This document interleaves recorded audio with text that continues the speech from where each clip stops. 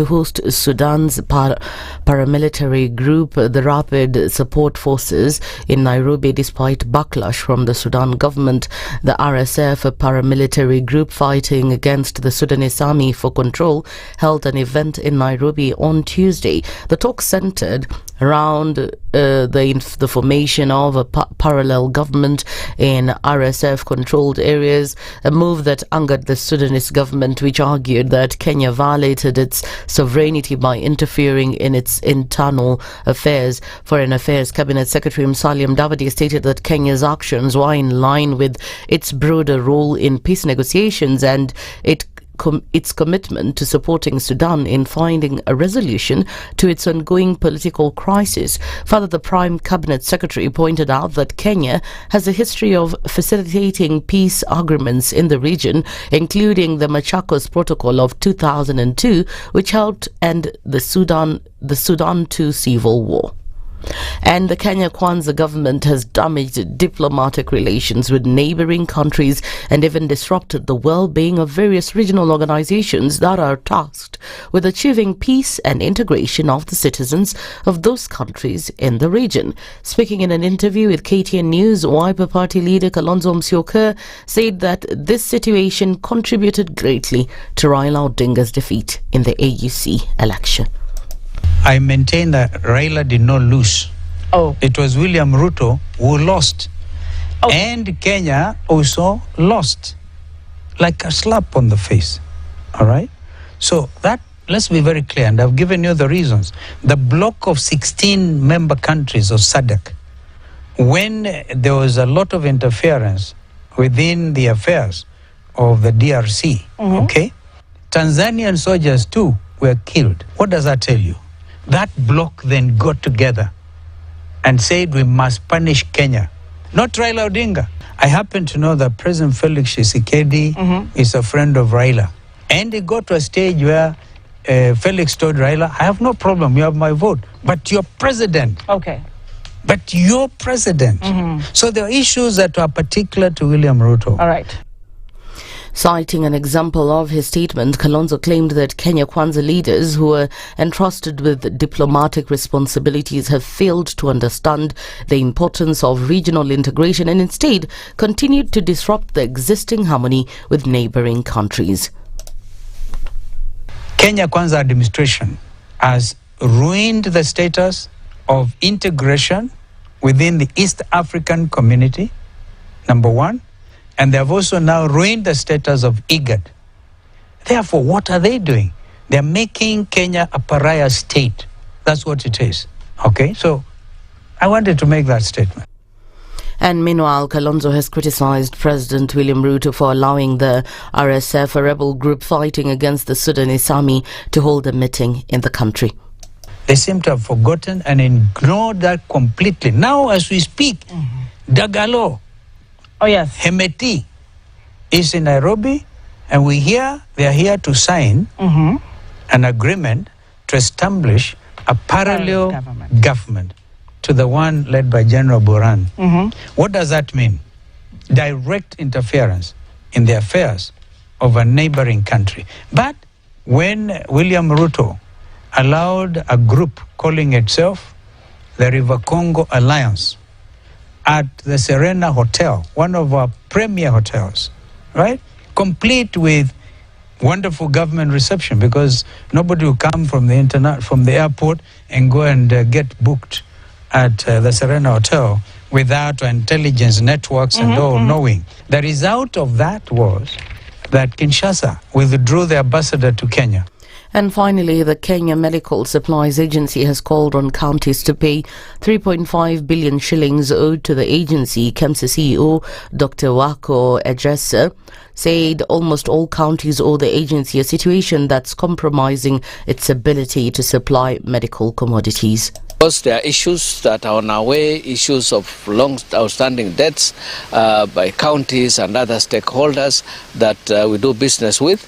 We are in talking terms with them, and governors and the management of counties. We're really in talking terms to have these debts settled as soon as possible through very, very proactive measures, making use of the prevailing laws that have been enacted around the Facility Improvement Fund, the Social Health Authority, and all that. So that's the news wire. I'm Lau Ubaga.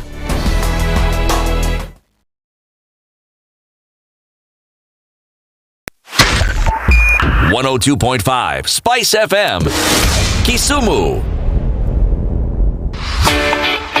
Running a business in Kenya and struggling with slow, expensive cross-border payments?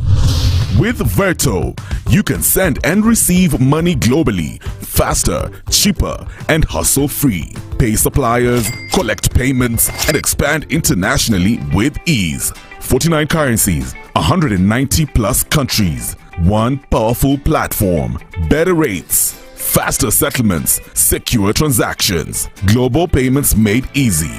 Sign up today at www.vertofx.com. Verto, your global business payments partner. Are you a young person looking to unlock your potential? Are you ready to take the future in your hands? If so, then listen up. KCB to Jejiri is the plan. It's designed to empower young people like you, develop skills and knowledge you need to succeed in life. KCB to Jejiri combines vocational skills training, business development training, access to finance and business mentorship, preparing youth for jobs, entrepreneurship and wealth creation. Don't be left out. Visit kcbgroup.com/foundation to learn more.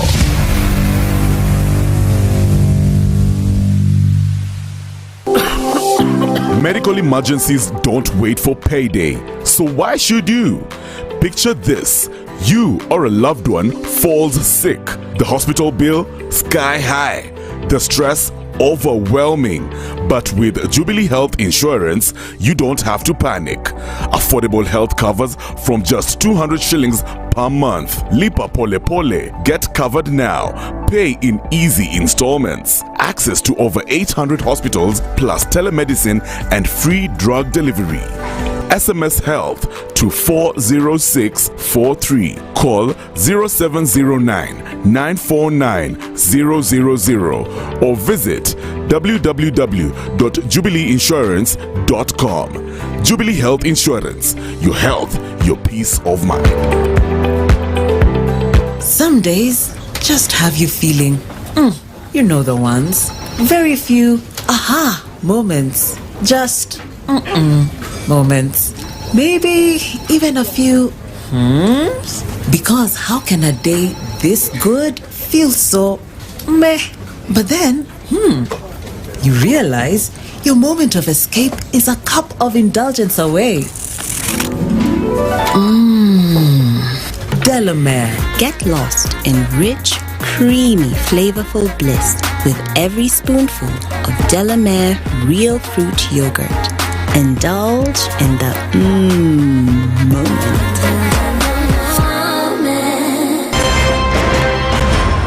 Waliletea fujo Moi mpaka wakapata cooperation. Wakakuja wakasumbua Kibaki mpaka wakachukua nusu mkate.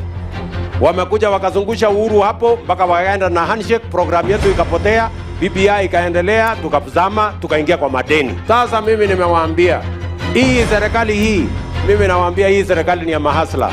Hakuna nusu mkate, hakuna handshake, hakuna hiyo borojo. Jana nimeona wale wazee tulishinda. Ati hiyo mzee akisema ati he will not be coerced or intimidated to joining our government. Wewe mzee sikia. We have no business within our government. Hatuna haja na hatugojei wewe. We are not looking for you and we have no time. This is the Situation Room, the only way to start your day. Mature, intelligent talk every morning. Spice up yourself.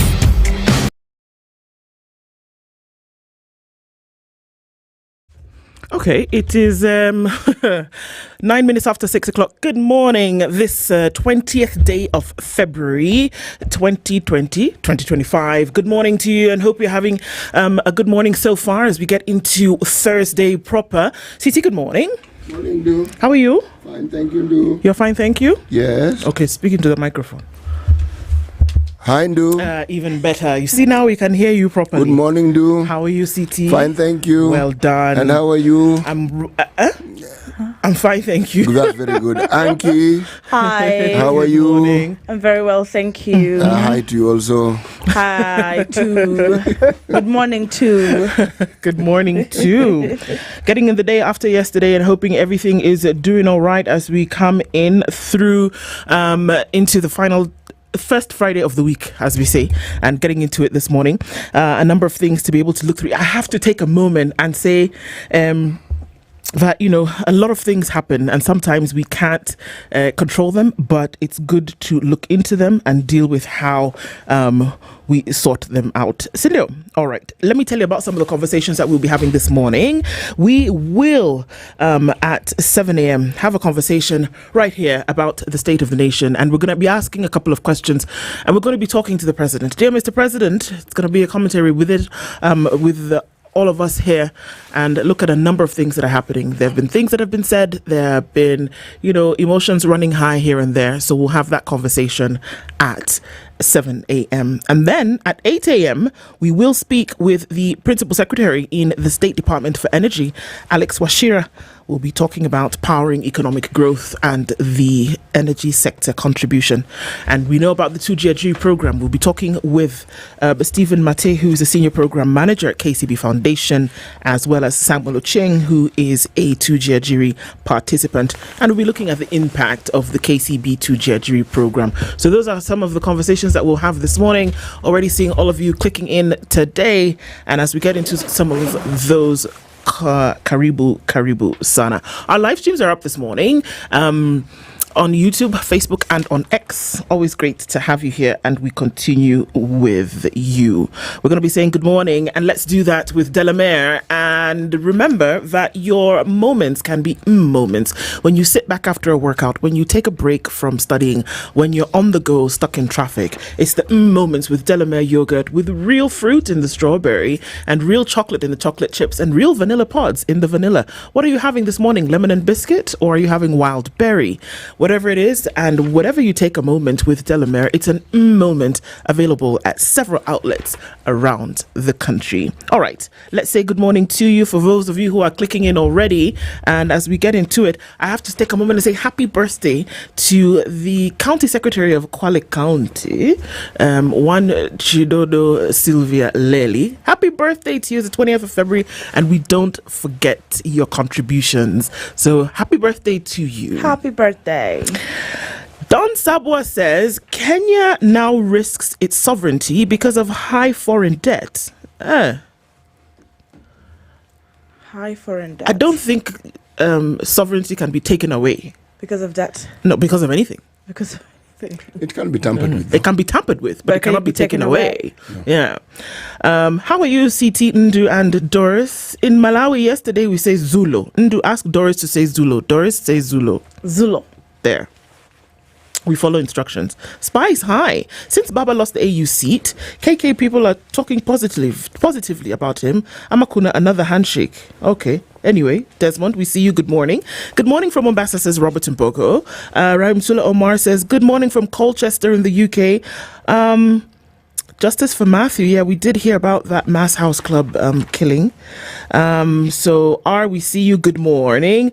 1 Thessalonians 4:11 says, agree. Stay calm. Mind your own business. Do your job. You've heard all this from us before, but a reminder never hurts. Okay, sawa basi.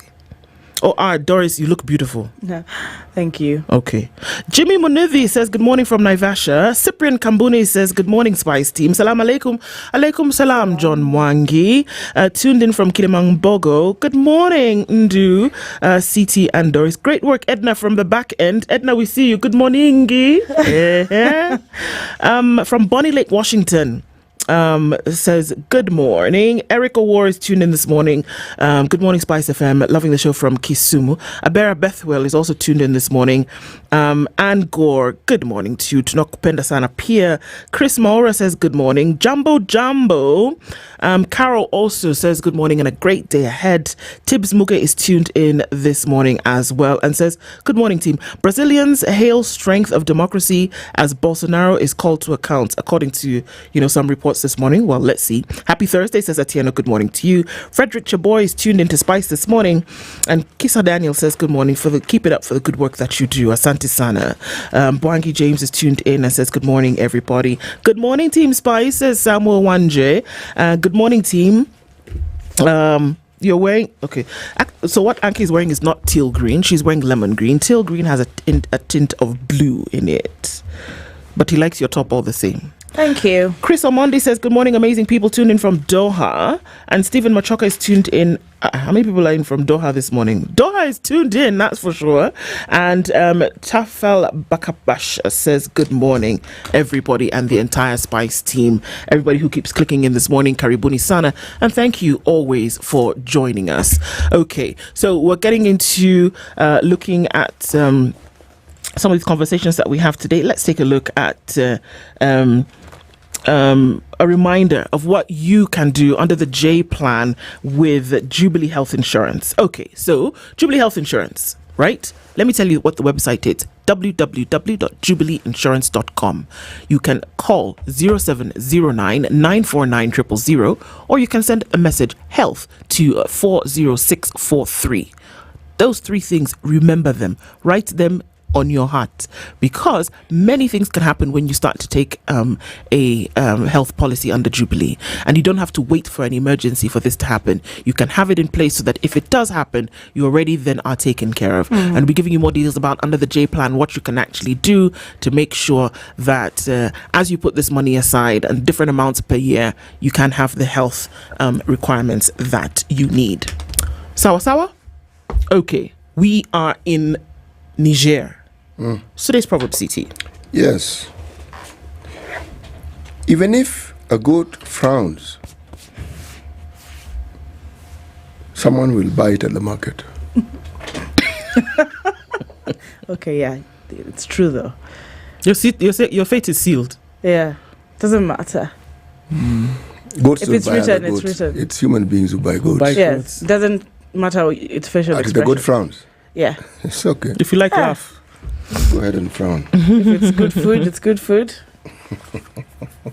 if it's going to happen, it's going to happen. There's really nothing you can do, or even if you do something about it. If your fate is sealed, your fate is sealed. Period. I think so. All right. How about we look into the headlines? Looking for on the front page of the Standard, Kenya's bold newspaper. Reckless duo. What? Okay. That's a bold headline. Diplomatic faux pas. The government seems to be playing down what everyone sees as a diplomatic blunder. Khartoum has said hosting the Rapid Support Force is a hostile act and should be condemned by the international community. However, a statement by Foreign Affairs CS Musalia Mudavadi justifies the aligning with one side of the conflict as a process to bring stability in the country and region. What logic is that? I didn't think logic is the word that you were going to use. I was expecting something else. No. It's early in the, it's early in the morning before coffee. Yeah, but what logic is that? Good grief. I'm going to read that again. In the country. I'm going to read that again. Aligning with one side of the conflict as a process to bring stability in the country and region. Really? How? Which peace accord, which peace process, which peace alignment has ever been done? You bring peace when you're not aligned. Exactly. So you talk to both sides. There's something I don't understand probably. But when you look at this thing in greater detail, maybe it'll become clear as to how it is when you side with one side, you are then fostering peace and stability. There was this argument by a diplomat that essentially President William Ruto would have to explain how he got to align with this one side and how they actually got to be here, or how they started a friendship if it is friendship, because then if it was through consultation through the blocks, perhaps maybe, but if it was just essentially his perception, then I don't know where this might lead. But personally, I don't see the logic if there's so any It's crazy. Well, let's see. We'll look into the details of that story and then we can pick it out a little bit. A betting addict has pleaded with the court to shut his account because, it's too much. Please, just close the thing because I'm not able on my own. And that account opened itself. I wonder. Not nice. Somebody opened it and you can't opened it on his behalf. Maybe bad friends. Who knows? Then why doesn't he go back to his bad friends and tell them to shut it down? He said the court will do it because maybe if the court does it, it's binding. Let's see the details of that. Yeah. Kenya earns 425 billion shillings from tourists. It's in the present continuous, so I don't know if it's an always thing or it has just been, a one-time thing this year. We'll see. Where dead mosquitoes offer fortune. It's in the world pages. We'll look into that. Borders face stiffer penalty as they ply trade. A new law demands every rider to undergo training and have a license. Lending the motorbike to an unlicensed user is also prohibited. It's a long time coming, man. It needed to happen. There needs to be streamlining in this sector, that's for sure. Ruto increases security budget to 23.3 billion shillings. Add more money here. No problem. What determines property value? It's in the real estate pages today, being Thursday. Apart from brick and mortar, other factors that affect the price include the environment, safety levels, existing physical and social infrastructure such as sewerage and drainage systems, roads, public transport and health centres. So those are some of the headlines that we're looking into. Do you have another CT? I'm looking at the Star. Okay. Teachers, varsity lecturers went big in 88 billion budget. How they've won, I don't know, but I'm sure if we look at the story, we will understand it better. Why state wants more roads tolled. Okay, so let's not stop at taxing you through your fuel. Let's tax you for real. You're on the road, you pay. Right. Staff jitters over state agencies' devolution. Okay. Budget cutback blow to HIV AIDS funding MOH. This is the story of PEPFAR and what is the consequences of what will happen when this funding is cut down. Let me just mention this. It was an emergency fund. 20 years down the line, it can't still be an emergency. Okay? Grow up. This was supposed to help you. It was not your father's inheritance, which you can then now go and claim. Treasury and CRA clash on county revenue allocation. May they continue clashing. Why? Okay, so why ex-TV star regrets ditching his job for political assignment? Okay. Regrets. It's life. Yeah. Songs have even been sung about it. Regret. There's a song. Bang in the middle of the Star. Why ODM could take over Ruto's tax burden. Most of Raila's allies nominated to cabinet are in charge of key Kenya Kwanza legacy projects. Okay? That is now the Star playing the prophetic role that media is supposed to play. All right. Right. Let us, shall we, start looking into some of these stories in detail. But you know what? Veto effects. You have a business. And we see businesses now doing cross-border payments, and we see cross-border economy starting to build as a result of what businesses are able to do. How then do you get into a space where you're really concerned about, okay, so how do I pay? What do I do? Who helps me out here and there? Well, veto effects says, you know what? You don't have to worry about how you will convert currency from one to the other, because you're able to pay and make these payments in 49 different currencies. You don't have to worry, okay, so now I'm going to run my business and want to do and sort out suppliers in China or wherever. You don't have to worry about that, because they say in 190 plus countries, we'll be able to sort this out for you. So Veto FX is a platform whereby payments can be done, suppliers are onboarded, all sorts of things happen. You then don't have to worry about that, and you can go to the website www.vetofx.com, find out more information and make sure there's seamless transactions in your business. This is the Situation Room, the only way to start your... The weather with SpiceFM.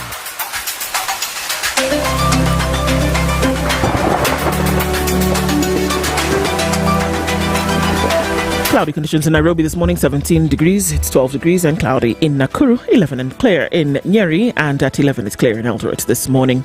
Cloudy at 25 in Mombasa and 25 and cloudy in Malindi. 16 and mostly clear in Kakamega, while Kisumu at 18 is clear. Kampala is cloudy at 19, going to highs of 31. And we're looking into a partly cloudy Dar es Salaam at 27. Johannesburg is cloudy at 14 after 3 days of rain. 24 and partly sunny in Mogadishu, 12 degrees and clear in Addis Ababa, while Lagos is partly cloudy at 28. It's partly cloudy at 25 in Kinshasa, 3 degrees and sunny in Beijing, while 6 and cloudy in Paris, 10 and cloudy in London, and -5 and clear in New York. Spice FM. Spice up your life.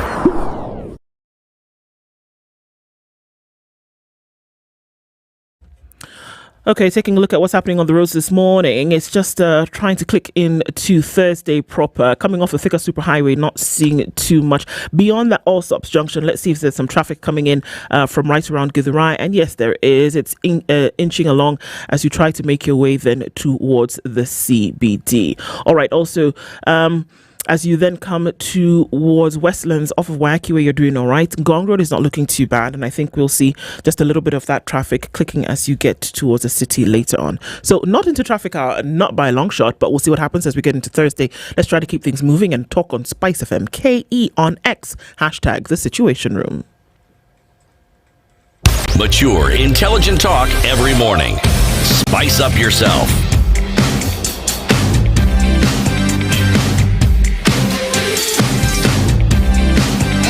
Mornings done right. 94.4 Spice FM, Nairobi. All right, so let's look into this. Business Daily. Oh, you did? Okay, go. Yes, Africa can rise amid geopolitical threats. This is an article written by Tangendemo. He happens to be, I think, our envoy in Belgium. Belgium, yes. That's where EU sits, doesn't it?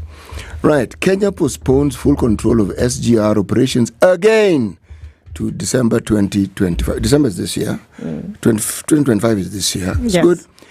Now, this one is not good news, but nonetheless, it is news. Number of Kenyans not able to afford a healthy diet rises by 7.7 million in 6 years. Wow. Oh, my word. Those numbers are not good. It also tells you that these are people who can't actually afford to eat on a daily basis. That's what it's telling you. New UN report links RSF to atrocities in Sudan. Remember that group that declared independence the other day in Kenya? Yes. This one here. The report is saying these fellows are war criminals. Essentially, that's what they're saying. And here we are entertaining them in Kenya. Ooh-wee. Right.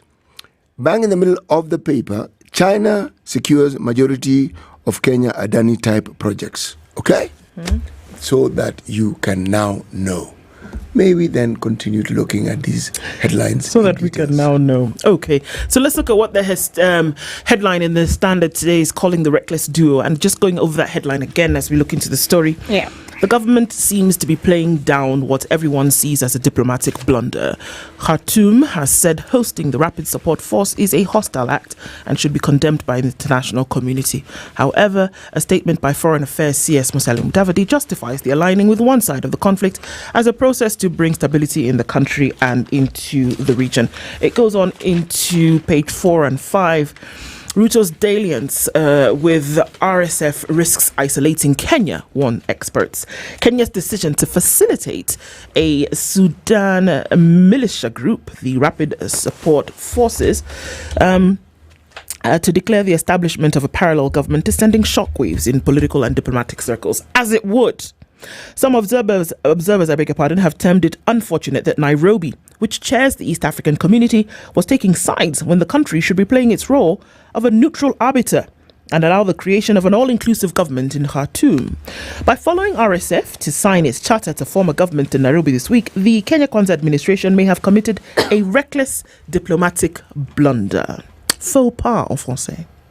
It is a very dark day in terms of our political diplomacy, according to Peter Kagwanja of the Africa Policy Institute. It is reckless and also damages Kenya's foreign policy with the US, EU, China, the Arab League, even the African Union. Tuesday, RSF commanders and hundreds of supporters convened at the Kenyatta International Convention Center to announce they would be forming a parallel government from Kenya tomorrow. Previous administrations have hosted many rebel leaders like Yoweri Museveni, John Garang, Salva Kiir, and Paul Kagame, but were never allowed to make such an audacious declaration. Kagwanja says he was shocked when a friend called to inform that what was happening at the KICC. He said it should have been done in total discreet. Wisdom is being discreet about indiscretions, even if we needed to offer support. That was not the proper way of doing it. He argues that after Raila Odinga's shocking defeat in the African Union Commission chairmanship election, Kenya needed to develop a more Afrocentric, sensitive and nuanced foreign policy to avoid such debacles in the future. The world over, when you look at peace accords and when you look at interventions by nations who've been either called in as arbiters or those who offer their support as arbiters, it is a bilateral process. It is very rare. It's big time blunder, unless the invitee, the inviting nation or the accepting nation is what they're going to call themselves as rogue. This just looks even worse, because during the accord that took place years ago, that was headed by Kalonzo Musyoka, the fight was for a legitimate government to be established in Sudan, in South Sudan. Now, when you come back years later and are offering your support for a militia group who wants to establish a parallel government to the legitimate government that is in South Sudan, one has to wonder, what exactly are you trying to say? You even ask yourself other questions, because this same guy, the leader of RSF, was here last year, and that cost us something, because the Sudan actually recalled its ambassador to Kenya last year as it protested Ruto's, hosting of talks with the same, group, who, apart from Kenya, has also visited Uganda, Ethiopia, Djibouti, as well as South Africa, but they've not gone as far as allowing them to sign this particular, parallel government that we're seeing happening in Kenya. We're seeing different voices, including Sudan now condemning Kenya, saying hosting a terrorist militia while they continue committing genocide and ethnic cleansing was a betrayal to African solidarity, and also dismissed the Nairobi RSF meeting as a propaganda summit. It accused Kenya of attempting to aid in dismembering of African states by allowing RSF to constitute a parallel government, adding that the country is now also complicit in crimes against humanity. It is now really coming out outrightly angered, if I use that word, by what is happening in Kenya. I don't know what City thinks about this, but it is not really welcome what's happening. To realize that we've even had our very own as a special convoy to Sudan. Envoy. Envoy. And you actually mentioned and how much effort was put in at that time.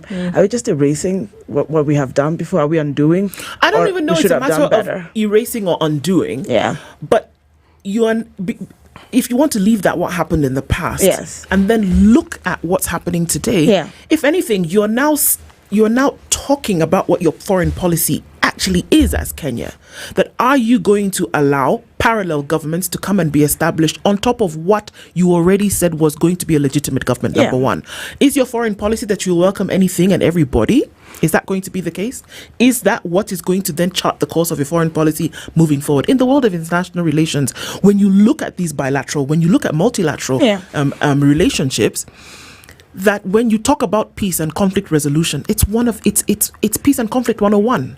That's it. If you're going to enter into any kind of accord, that you must have both 3, 4, 6 sides at the table. The parties should be there. Unless what you're saying is that ours is no longer as an arbiter of peace, and that Kenya's position now is that we're going to take anybody who comes along and says that whatever they want to do. And I agree with what you said. I think it was yesterday when you said Kenya needs to declare and be firm on their foreign policy. As far as we're concerned, nothing is clear this far. What is really our foreign policy? What do we stand by? We do have a foreign policy. We even revamped it recently.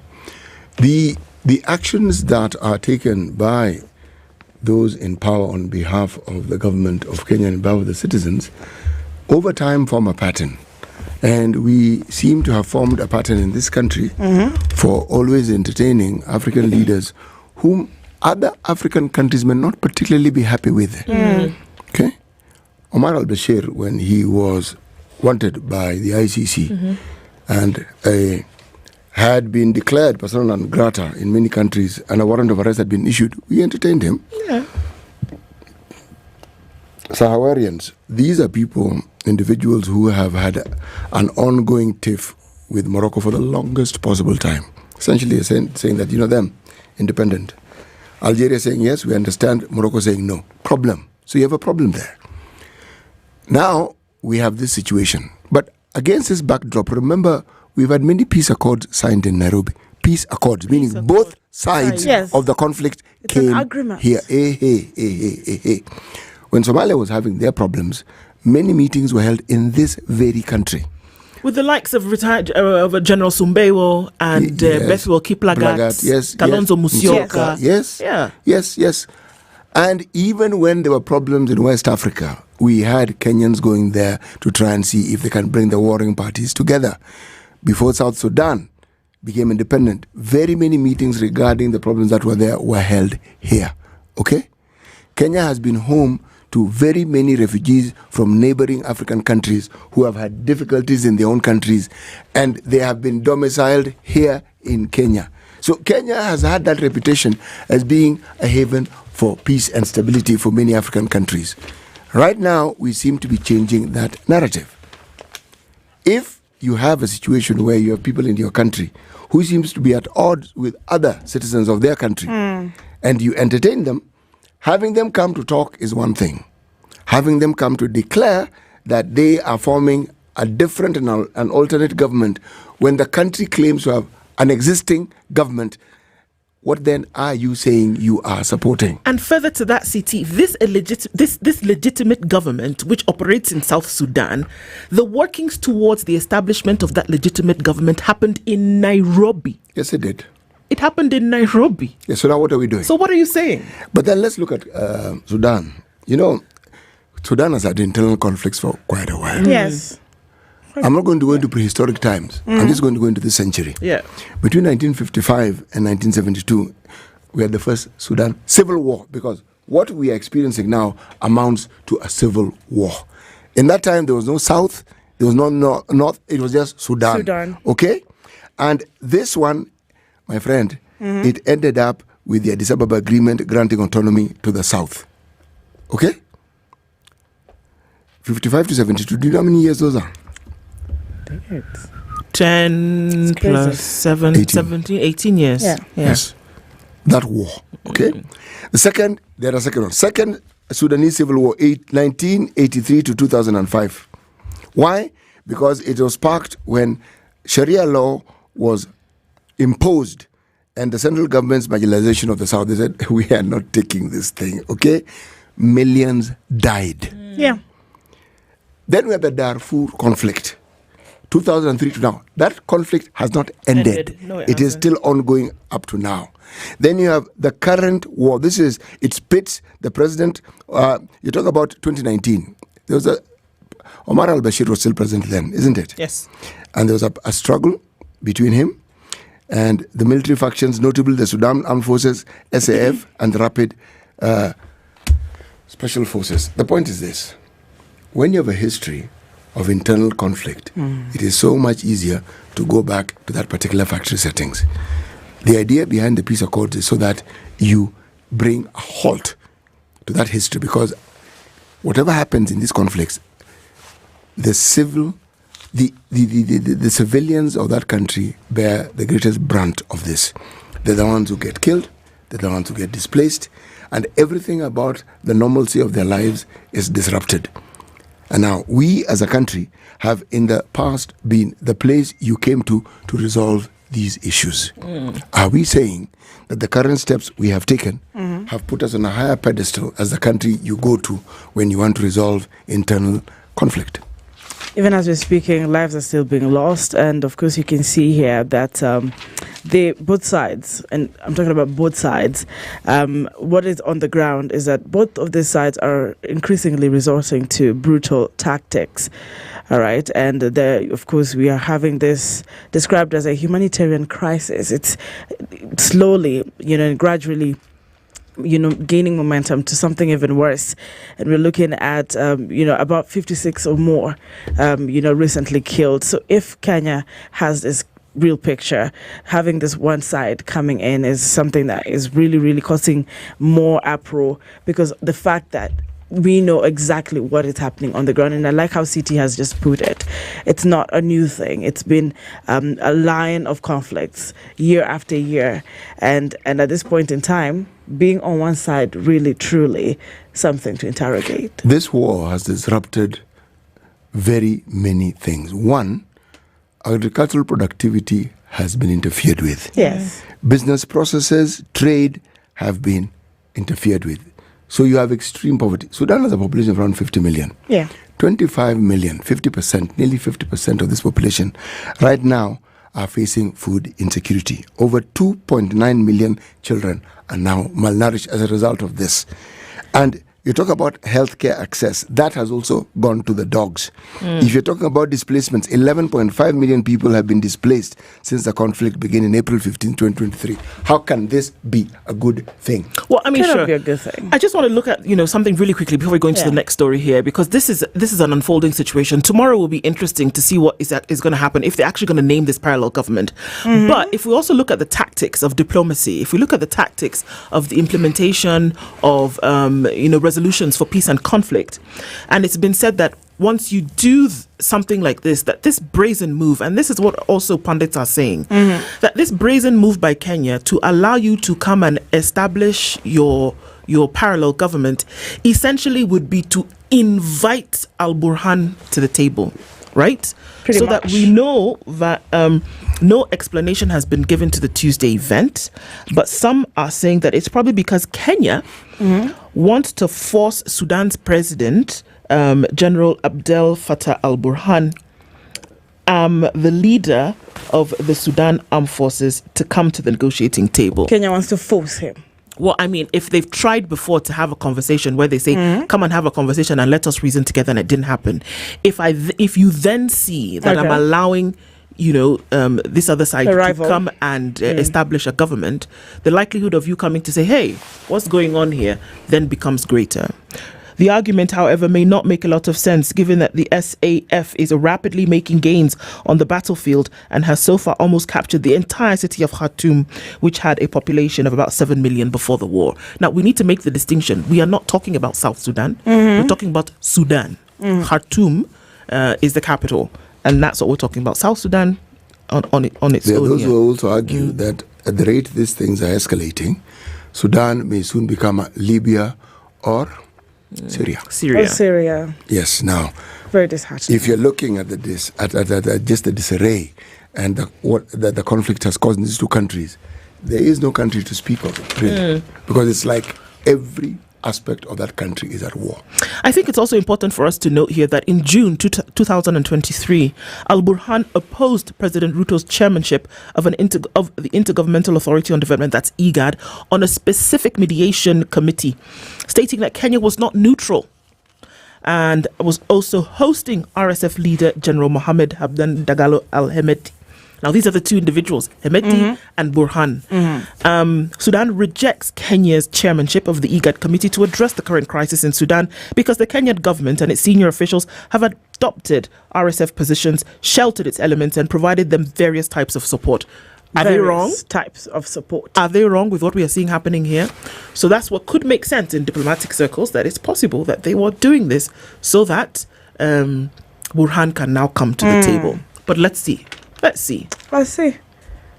Okay. Other stories? There's a big one on the front page of The Nation. Oh, yes. It's about the judiciary, if I would just quickly go through it. Kome top judges fight for survival. What the term as reprieve. The High Court has blocked the Judicial Service Commission from proceeding with petitions seeking the removal of the 7 Supreme Court judges, even as the exercise was entering a critical stage, following which the officials would have been cleared or told to face a tribunal. This comes amid an onslaught by some senior lawyers and the judiciary tense relations with President William Ruto's government. Who wants them out and why?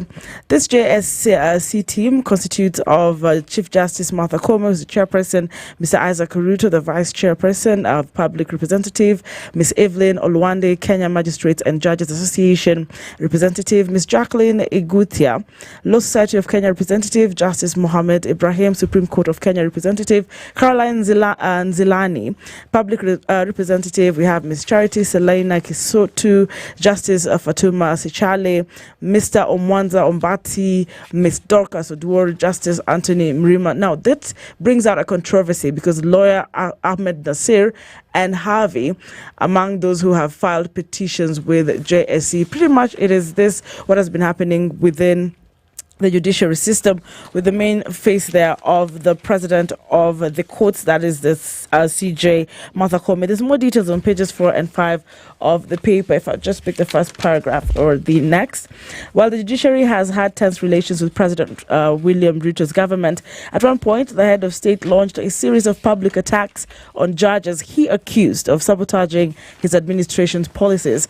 The onslaught has recently grown bolder from some senior lawyers leading the ouster petitions against them.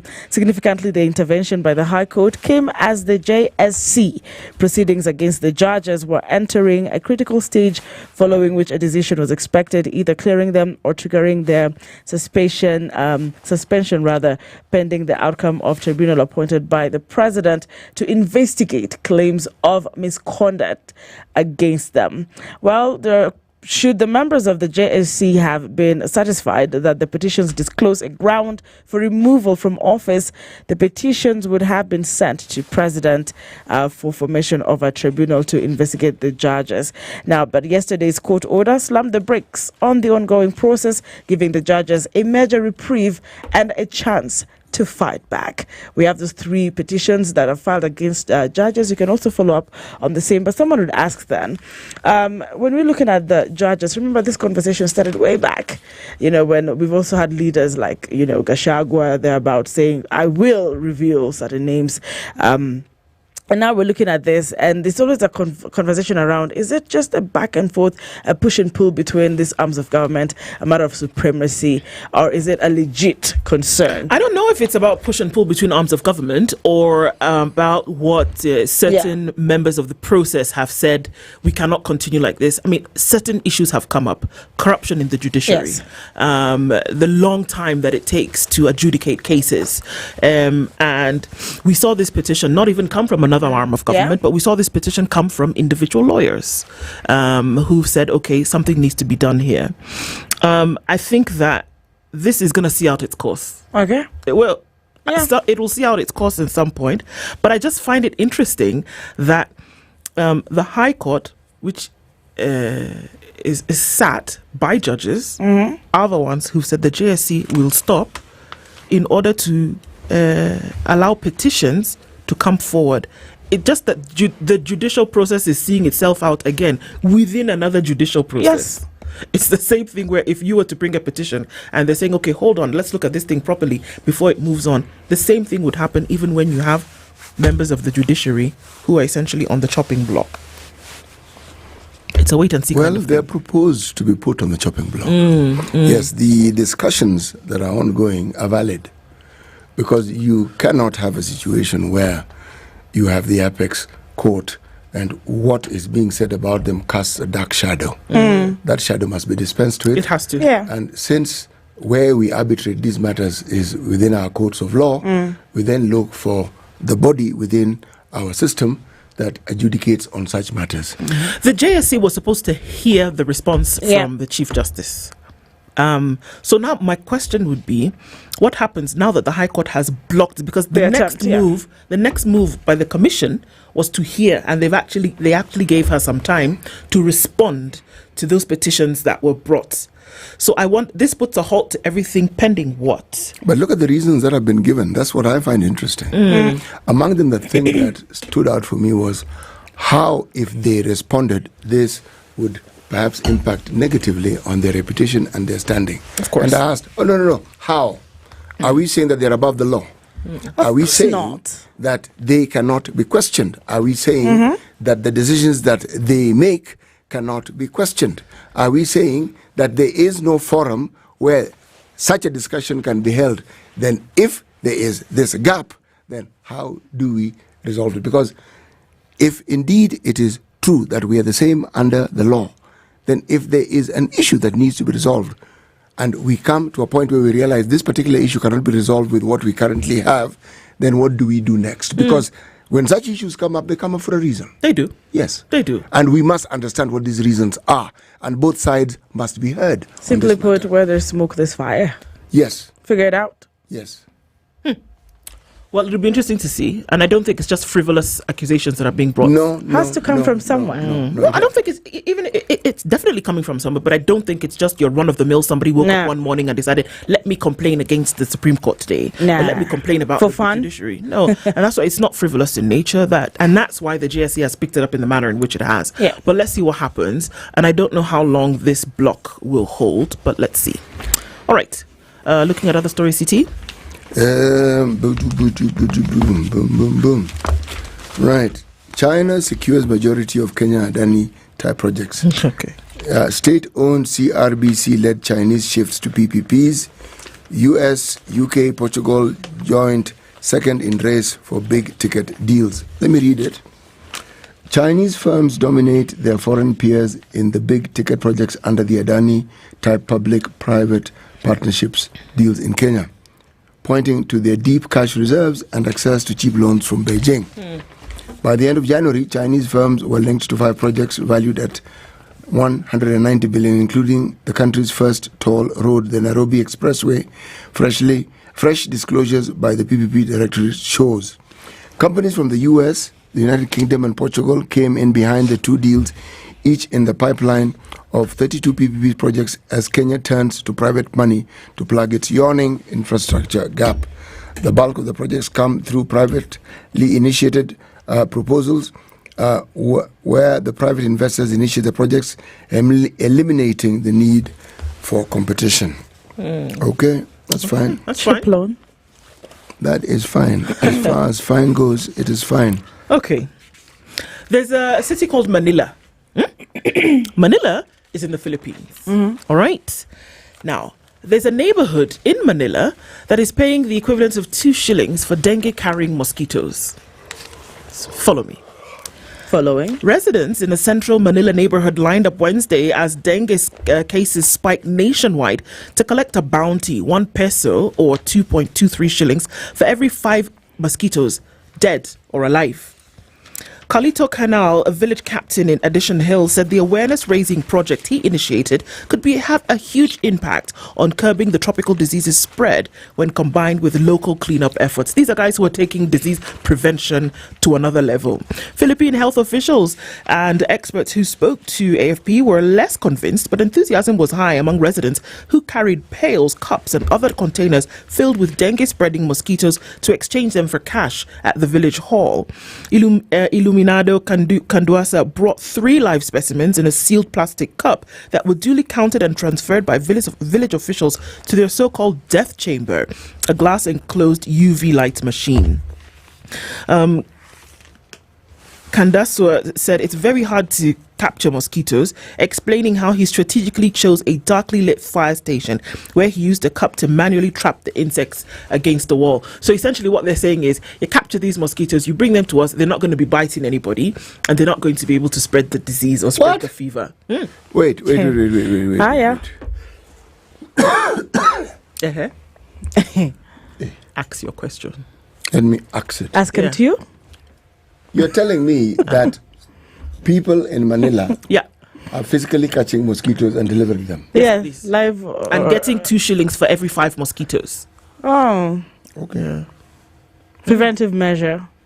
Okay. Or is it job creation? Well, it's something.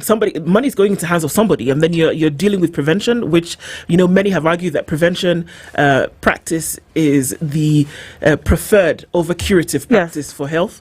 So they're saying, this thing is killing us. It's literally killing us. You know what I'm so finding if you collect the mosquito, if the idea behind it is to make people aware that they can take responsibility in solving their problems, absolutely, then it's a good plan. It is. They're also making sure that they're cleaning up water areas where there's, waterlogged areas where there's stagnant water and things like that. And they're paying you to do this. Yes, please. But look at this. That you can benefit, yes? There's a lady called, is it Raquel Estoque? I don't know how to pronounce this guy's names. Did not intentionally breed mosquitoes. The hole she turned in Wednesday came from a source of stagnant water in her home. So what happens when you say this is where I got them from? Because you're talking about draining the stagnant water. Is she going to keep the stagnant water stagnant so she can get more mosquitoes for more money, or is she going to do away with the stagnant water? I'm just thinking. Even if she does, it's she captures not the same mosquitoes she captured coming back. It's new mosquitoes. New money? Yes, so she's achieving her goals. Okay. Yes, she's actually getting more mosquitoes to come. Is it a good idea for Kenya? We could try it out. People need jobs. People are broke. People need to put food on the table. In Kenya, they will start that scheme. They'll pay you for the first 2 mosquitoes. Then you come and start collecting mosquitoes. You don't get anything. Then Kazi kwa vijana, very simple project. Simple, straightforward. Simple. We understand when the budget money runs out and you can't pay. We understand it. 600 shillings a day is what you were supposed to get. Yes. We understand pesa kwa wazee. Okay? People like myself who are older. And you're supposed to be getting money. And there's a problem. It's been budgeted for. It's been set aside. And then there are delays. And these are people who rely on that money. I'm simply saying this. Yes. As far as schemes and plans go, we create wonderful schemes and plans. As far as implementing them to the finish line, a completely different matter. But why so? Why is it always the narrative? It isn't a narrative. It's just a simple truth. It's a reality. But over and over again, no one... Okay, so are you saying we're always going to keep it like that?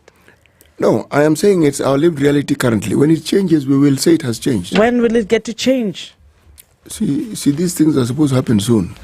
Soon. Always Even Jesus is coming soon. All these things happen soon. No, Jesus is definitely not coming soon. Oh, why would you say that? There's still a lot of work to do, and he said when it is complete is when he will come. You will to know. all corners of the world. And secondly, no one knows the time or the hour. So this guessing game doesn't work, not in that particular discussion. Keep your light on. No. Okay. Kenya earns 425 billion shillings from tourists, and I'm asking if this is present continuous, but let's look at that really quickly. Oh, okay, sorry. I fail to count properly sometimes. So, Kenya earns a record 425 billion. So people are still coming to Kenya. It's good. Arrivals hit 2.4 million shillings in 2024. You received a record 2.4 million international tourists last year, representing a 15% increase compared to 2023. So, more money in the bank. Ka-ching. Well done. The country received 2.09 million tourist arrivals in 2023, up from 1.4 visitors a year earlier. Of course, that makes sense because it's just coming off of the back of COVID. Data released in Mombasa Wednesday, which was yesterday, by Tourism and Wildlife Cabinet Secretary Rebecca Miano, shows that there was a substantial increase in inbound tourism earnings, rising from 377.4 billion to 452 billion 2023 to 24 respectively, reflecting a 19.79% increase. That's actually very good. The domestic tourism sector also recorded gains, with bed night occupancy rising by 12%. Airbnb is a big thing. The CS attributed the growth. Yes, I actually said that in broad daylight. The CS attributed the growth to aggressive marketing campaigns. See? Enhanced tourism product diversification, the adoption of digital platforms, and the introduction of new scheduled flights. A key enabler has been product diversification and digital transformation advancements. These gains underscore the effectiveness of strategic interventions such as enhanced air connectivity. She said these figures, now get this, these figures validate the government's strategic interventions to revitalize and diversify the tourism sector. So if you're looking for a scorecard, 452 billion, that's your score. Because we have seen this 452 billion, and because we have seen these 2.4 million tourists in 2024, is equals to what? Government is working. If you needed any kind of surety, voila, there it is for you. And it's happening. Okay. Like 20% increment in a year. It's not a small voila. It's working. It's a big deal, I'm telling you. It really is. So you don't want to say anything about it. It's working, is it? I'll say congratulations. If it's working, it's working. Yeah, boss. If it's not working, say it's not working. They've done well and done so very well. Karibu Kenya. Excellently. Well. And we have to say it as it is. They've done excellently well. Whatever it is that they were putting in place to make sure that, more people come and that you can ensure that their stay is 360. You book them, entertain them, take them to different parts of the country, doing that all over, then it has worked and it has worked very, very well. All right. Dear Mr. President, we'll be speaking about certain things when we come into the 7 o'clock hour, and let's do that through the hour between 7 and 8 o'clock, and we're going to ask you to join us into those conversations. And I'm going to remind you, guys, I need your 200 bob. Oh, yes. Okay? But you know what? With Lipa Pole Pole, you don't have to pay a lump sum upfront. You can start enjoying full coverage and pay in manageable installments. The J Senior Medical cover up to 150,000 shillings per year, 500 to 10 million in inpatient, 50,000 to 200,000 in outpatient, chronic illness taken care of, cancer, home-based care, and drug delivery for long-term conditions. What do you need to do? Send the text HEALTH to 40643 or call 0709 949 000. Good morning. It's 7 a.m.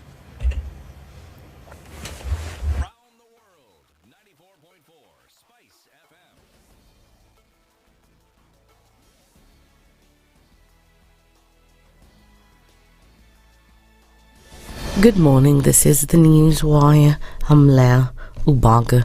3 children aged 6, 4 and a 3-month-old baby girl lost their lives in a fire in Gitaru village, Kabete, Kiambu County. The fire broke out last evening, razing down several rental houses. It was only after the fire was put out that neighbors and rescuers discovered the remains of the children in one of the rooms. The 2 older children perished while trying to open a locked door, while the infant was found burnt beyond recognition in the bedroom. Police have launched investigations into the cause of the fire. The National AIDS and STI Control Program has directed counties to administer PrEP to all population at risk of contracting HIV. Head of NASCOP, Dr. Andrew Mulwa, says as a preventive measure to zero new HIV infections, PrEP should be offered to all individuals irrespective of their population typology. Teachers, prison staffers, university lecturers and staff are the biggest winners in the additional 88 billion shillings budget the National Treasury wants MPs to approve. Of the amount, 68 billion shillings will go to ministerial expenditure, of which 24.7 billion shillings is for recurrent and 43 billion shillings for development. The 2024-2025 second supplementary estimate budget books sent to the National Assembly for approval show that Teachers Service Commission has the biggest portion of the additional provisions. The Commission has been allocated 17 billion shillings more, paving the way for a pay rise for teachers. The books tabled in Parliament show that 10 billion shillings will go towards salary adjustments. Basic salaries for teachers are also set to go up by 6.9 billion shillings. Some 4.7 billion shillings has been allocated to cater for teachers' contributions to compulsory health insurance scheme. And finally, the Kenya Kwanza government has damaged diplomatic relations with neighbouring countries. Speaking in an interview with KTN News, Wiper Party leader Kalonzo Musyoka said that this situation contributed greatly to Raila Odinga's defeat in the AUC election. I maintain that Raila did not lose. It was William Ruto who lost. And Kenya also lost. Like a slap on the face. All right? So that, let's be very clear, and I've given you the reasons. The block of 16 member countries of SADC, when there was a lot of interference within the affairs of the DRC, okay? Tanzanian soldiers too were killed. What does that tell you? That block then got together and said we must punish Kenya. Not Raila Odinga. I happen to know that President Felix Tshisekedi is a friend of Raila. And it got to a stage where Felix told Raila, I have no problem, you have my vote. But you're president. Okay. But you're president. So there are issues that are particular to William Ruto. All right. Kalonzo further claimed that Kenya Kwanza leaders who are entrusted with diplomatic responsibility failed to understand the importance of regional integration and instead continued to disrupt the existing harmony with neighboring countries. Kenya Kwanza administration has ruined the status of integration within the East African community, number one, and they have also now ruined the status of IGAD. Therefore, what are they doing? They're making Kenya a pariah state. That's what it is. Okay, so I wanted to make that statement. That's the news wire. I'm Leah Obaga.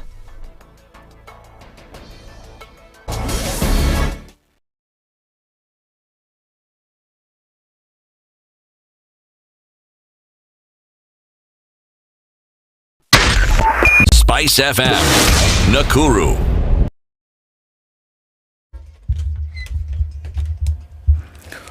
All right, let's take a look at what we're doing with traffic this morning. It's coming in on the Eastern Bypass and it's hot through towards North Airport Road and heading out to the Cabanas interchange. That looks like it's going to be busy for a minute. A little bit of traffic on the Thika Superhighway, but nothing to worry about, not at this point at least. Kiambu Road is busy. Some traffic then heading towards Muthaiga Square and into the city. And this is Ngong Road where there's traffic in and outbound. As you go towards the Nairobi Funeral Home Junction roundabout, that's busy. Coming in from Naivasha Road as well, that is starting to build up. And there is traffic on Waiyaki Way as you head towards Westlands. I think we're just clicking in on Traffic Hour. Let's see what happens as we get into it proper. The aim is to keep things moving this morning and for you to tell us what's going on in your neck of the woods and keep things moving there as well. SpiceFM KE on X, hashtag The Situation Room.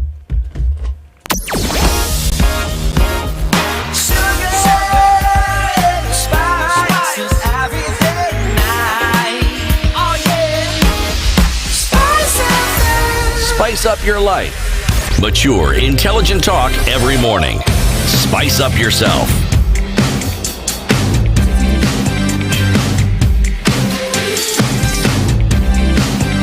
Mornings done right. 94.4 Spice FM, Nairobi. It is 6 minutes after 7 o'clock and getting into the second hour of Kenya's biggest conversation this morning. Just looking at a number of things that are very important as per what Kenya is doing at the moment. But before we get there, CT, DTB, mortgages. I want to take one. They actually exist, by the way. Okay. And DTB stands for Diamond Trust Bank. It's a bank. And it's a bank with a difference in this respect. Beyond just saying they're offering you a mortgage, they're saying, look, why don't you come and talk to us so that we can figure out, given what you earn, given what you have, given what your income situation is, and you're not talking about just what you earn in a paid job, but what you earn elsewhere. Let's see how this can fit into a mortgage. And they're saying, look, we will offer you, whether you are employed, self-employed, in the diaspora, mortgages. We can offer up to 105% if you're employed. If you're in the diaspora, we can offer you up to 80%. They have partnered with Kenya Mortgage Refinance Company, an entity within Kenya that is able to access loans that are much cheaper than the ones we offer. And as a result of this, they are able to offer you 9% for your mortgage. That's the interest. If you take it for 10 years, if you take it for 25 years, 9.75. Mm-hmm. And they're saying, look, it doesn't take much for you to have a conversation with us. Simply write to us, mortgages@dtbafrica.com, or visit any Diamond Trust Bank outlet near you. And this information will be availed to you. It all begins with you taking the step of communicating and telling us where you are, and we then take it from you and figure out how best we can be of assistance to you so that you can actually get a mortgage and in so doing get a house. There you go. And it's all about numbers, isn't it? 1 million people getting into the job market every year with some of the skills that they don't have. And, you know, KCB Foundation looked at this and said, you know what, let's see what we can do about that. And so you take a bunch of folks between the age of 18 and 35 and say, you know what, we can see you. So how about we connect you with an opportunity to get these added skills? You get the skill, you finish after 6 months, we tool you, we kit you, and we even go to the point of giving you credit if you're going to start into a new business, or connect you with a job where your skills then are needed or required. And this goes across sectors and across industries, from, automotive engineering to masonry to beauty and design to photography. I mean, across board. You get into that, and then you get well on your way into the businesses or the jobs that you need to. It's the KCB Foundation 2Jejuri program, connecting young people to opportunities in the future. Find out more about this and how you can also click in on the KCB Group /foundation. And then we get into our conversation for this hour. Ndio barabara itoke Mandera, ikuje Ramo, ikuje Gari, ikuje Elwak, ikuje Kobo, ikuje pale Kotulo, ikuje Tarbaj, ipitie hapa Wajia, iende Samatar, iteremuke Modogashe, ifike Isiolo, iende Nairobi, watu wa Northern Kenya wakae kama Wakenya wengine. Last week or the week before, I was in Northern Kenya, and I did announce a major road artery that will be constructed from Isiolo through Wajir all the way to Mandera. And many people... That's the president of Kenya, and he had a couple of things to say about the announcements that he did make last week. And yesterday he was not too happy about the reactions that came as a result of that.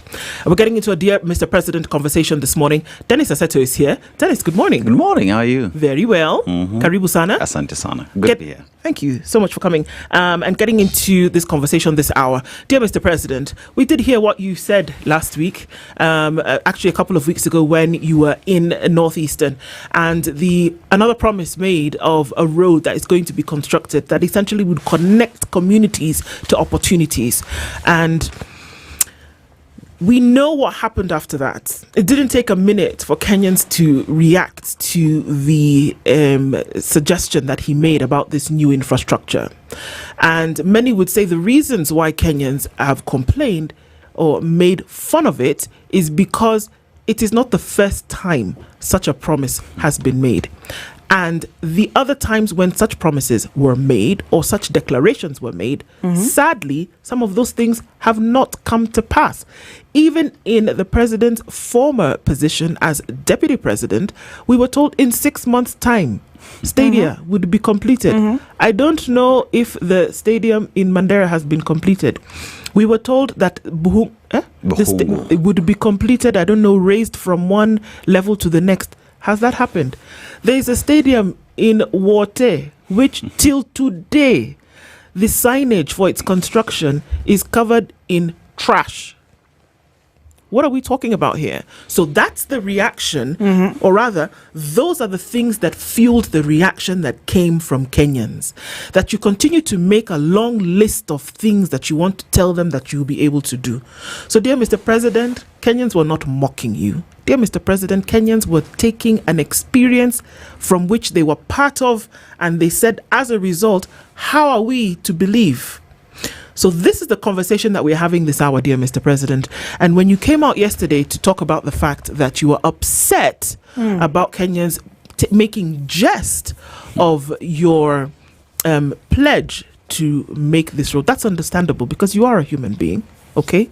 But at the end of the day, I think the bigger conversation here is that for Kenyans to come out and essentially make jest of this, that they have heard things like this too many times for them to just let it go. Whenever pronouncements are made that seems to shift from what we consider the norm, they tend to raise some dust. They tend to raise eyebrows. They tend to raise concerns.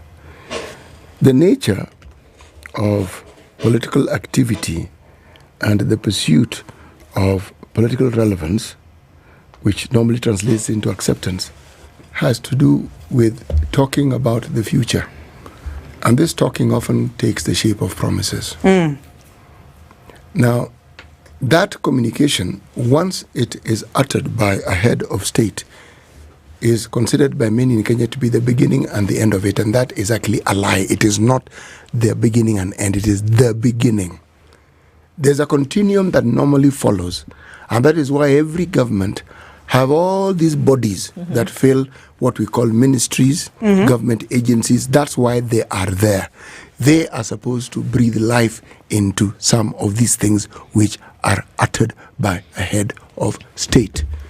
If the head of state says, for instance, in the same place that he went to northeastern Kenya, that we are going to remove some of the hurdles that we've had in registering people, it is not his job to explain the details of how that will be done. Why? Because there are people who are employed to do specifically that. And they have access to the media. They have access to the citizenry. They have a duty to ensure that life is breathed into it so that the utterances make sense.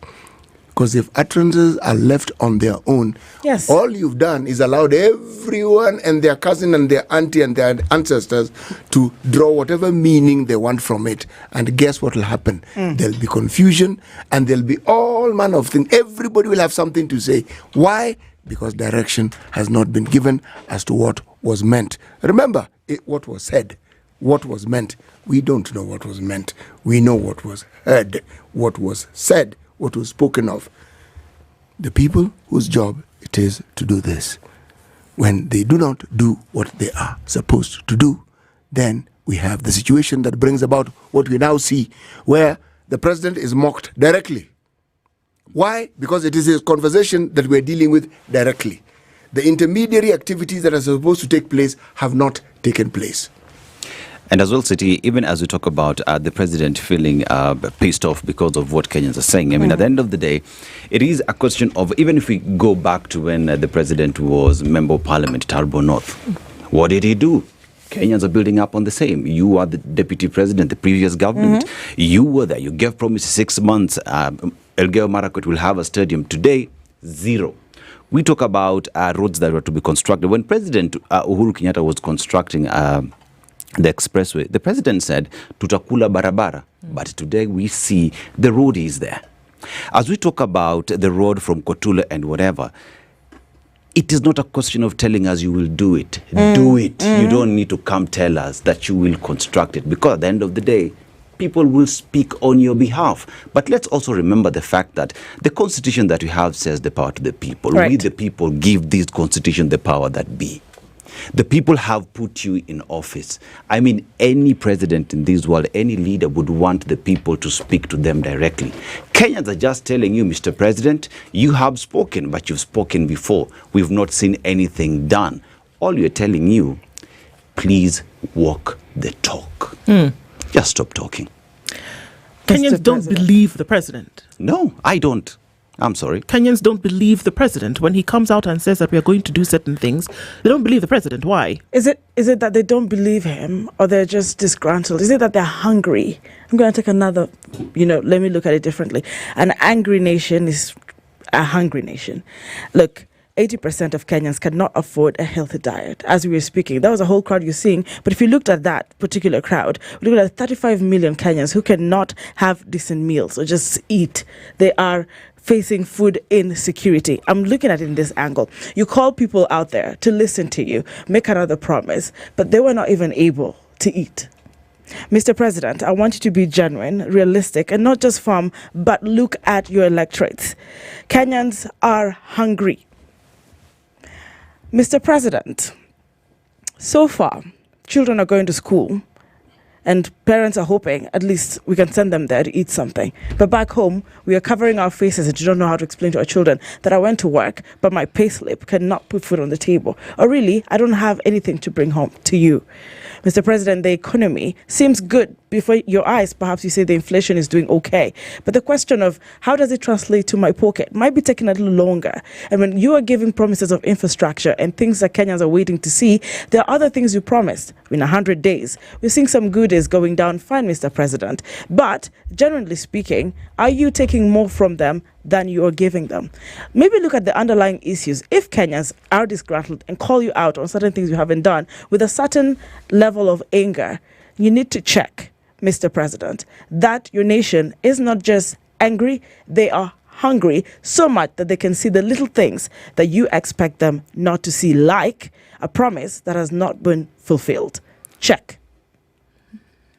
I think that there are quite deep issues here, and that we didn't see one or two people comment about the declarations that were made about this one road. And for me, the declaration of this one road is representative of very many things that you would not get an opportunity to put out or air. So when you see, and this is the thing, and I keep saying, Mr. President, Kenyans want you to do better. Kenyans actually want you to succeed. Kenyans want you to be in a position whereby when you look at the myriad of issues on the table, that you are ticking the boxes, not just in word, but in deed. Kenyans want you to build the road from Elwak to Lari to, I can't even remember all these places, to Kotulo and Mogadishu. Kenyans want you to do it. The people who live along that corridor, who have to take food from market, from farm to market, they want that road. They'll benefit. The people who have to transport children to whatever schools exist, they want that road. The people who have to drive from Elwak to Isiolo, they want the road to be done. The people who have to wake up and have businesses along that road, they want the road to be done, because you bring traffic to that road and their businesses will survive or thrive. And this is the thing, Kenyans are not making fun of you because they don't have anything to do, Mr. President. Kenyans want you to succeed. So when you come out and you make these promises, we've been on campaign mode since August 9th, 2022. You've actually been in campaign mode since the last election, and that has not changed. When you continue to tell people that you're going to do something and that you're going to do it in this time, in 1 year, in 6 months, in 3 days, in 10 years, when you come and tell them that you're going to do it and you fail to do it, do you know what you do? You create a situation of lethargy and apathy, whereby they say, you know what, we're just waiting for the next one. Okay, fine, guys. Where is he going next? What is he going to tell us? And let's see what memes and fancy things and T-shirts we can make out of this thing. So Kenyans are not making fun of you, Mr. President. Kenyans are asking you to actually do these things that you say you're going to do. It's a plea. And I hope and I would wish that the people that you surround yourselves with could actually tell you, you know what, sir, this is what Kenyans are saying when they come out in jest. When Kenyans are coming out and they're using the tool of humor, they're passing a message to you. And I wish you would hear what it is that they're saying. They are literally willing you to do it. They want you to succeed. He came out yesterday and said, this is actually a project. Okay, so if it's a project, there's a budget line for it, isn't it? That there are people who've been lined up to get this thing done. Okay, so give people timelines. Do the policymakers and the number crunchers, are they aware that somebody's asked here in the comments, are they aware that there's a budget line for this road? Okay, then let's see it done. Let's see that by this time next year, the road is complete and the businesses are thriving. People are going from farm to market. People are moving now from that road, coming to Nairobi and back without a problem. Let's see that it's actually been done. Or you know what? A year from now, nothing like that has happened. You see the comments that we are seeing. We see the comical issues that have been brought out. The t-shirts that have been printed. They'll be justified in that action. They absolutely will be. Yeah, and even as you talk about it, I think the most important aspect here is the fact that Kenyans are speaking. And it is their right to speak because the Constitution allows them to do so. Right. And when a Kenyan out there is telling you, Mr. President, I am sorry, but I do not trust what it is you're saying or what it is you're putting on the table, it is based on experiences that Kenyans have had with you. Not just with you as the president, but you as a former deputy president who said in 3 months' time. We are living at a time when affordable housing are being pulled up. Please show me a single house that someone can access today. We live in a time when SHA and SHIF is there. still access to healthcare is a problem. Last week, there is a meeting that was held by Deputy President Kithure Kindiki, and there was a riot call to the heads of department at the ministry to make sure that this SHA thing works. Yes. When Kenyans speak, they are telling you, Mr. President, we gave you the mandate. We respect your office. But, sir, when things do not work as we expect, I'm sorry, but we have to talk. We have to speak. Let's give an example, and I'm very happy that we can bounce all of these conversations off of the comments that we see coming in from you guys this morning. And my take, I'm going to take yours right now, and this is the truth. AFCON takes place every 2 years on the continent. There was a tripartite representation this year in Uganda, Tanzania, and Kenya. The tournament takes place between January and February every 2 years. It did not take place in February because Chan said, and in a very diplomatic manner, said that some of the facilities that were required for the tournament to take place were not ready. The preparedness process did not take place. It was not ready. So what are they going to do? They're going to postpone Chan to August. Chan has never been held in August in the history of the tournament. Has never been held in August until 2025. 3 guesses as to which country it was that was not ready with their stadia for AFCON to take place. 3 guesses. City? Kenya. Oh, okay. 254.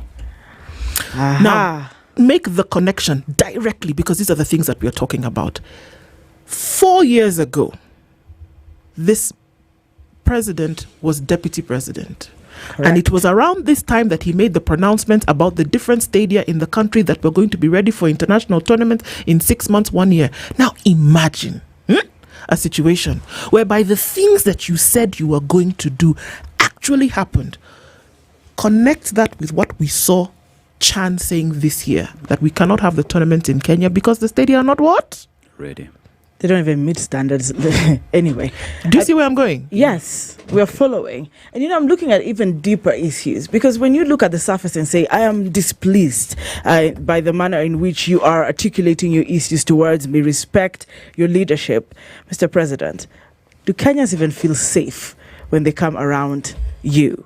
Do they feel safe looking at the next person by them in their home state, where they're going back to, in their houses, for their children who are on the way to school, to and from? And when they get into the taxis and into those public transport systems, when they walk at night, do Kenyans feel safe? Murder cases and corruption should be a thing of the past, Mr. President. You said yourself that you will fight corruption. It will not work. And under your watch, you will not watch extrajudicial killings, disappearances. It would not be within any bit of your governance. But, Mr. President, we have seen young children die by the bullet. Some you have asked if are alive, right? But essentially, we have told you they're not alive. Kenyans are still seeing their kins missing.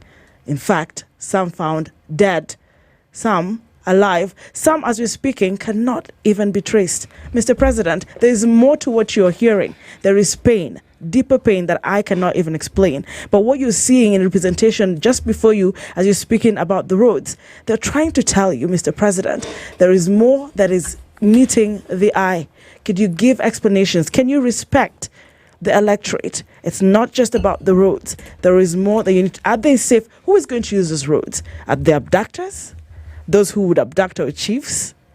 Mr. President, could you make Kenya safe? Safe enough that when you go out to speak to Kenyans, they are sure that you have their best interests at heart. Beyond what you see, there's deeper in those Kenyans' hearts. As you talk about that, we will reduce government spending. We will tighten our belts. That is the president. After that debacle, when Kenyans went up in arms saying, President, you cannot hire a plane, 200 million shillings to take you to the United States. You can use KQ, pay $1,000 and take you there. His friend. Oh, his friend. Oh, yes, his friend. Yes. Money. But then again, we still see the very same president who had uttered the same words take 100 plus MPs to the African Union. To sing? To sing. Can I help you? Tawala, Kenya, Tawala. Kipenzi chetu. City. Hatutaya. Can I have a moment with that song? Kenyans. No? Okay.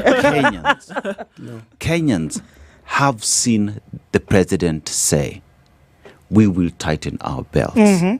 As a government, we will work on expenditure of the Republic. When the very same Kenyans turn around and see you spend their money the way you are at AU taking 100 plus MPs, Kenyans will definitely speak. Dennis, the MPs did tell us they spent their own money. They said they spent their own money. They paid their airfare. They pay for their accommodation and everything else. They said that they spent their own money. Yeah, the same way the president told us it's the friends that gave him the plane. Yes. Dear Mr. President, we ordinary citizens don't really understand how government works. And the only way we understand how government works is when we see what government does. We hear what you say, and in our minds, the vast majority of us, you are the government. When you speak, the government is speaking. Right.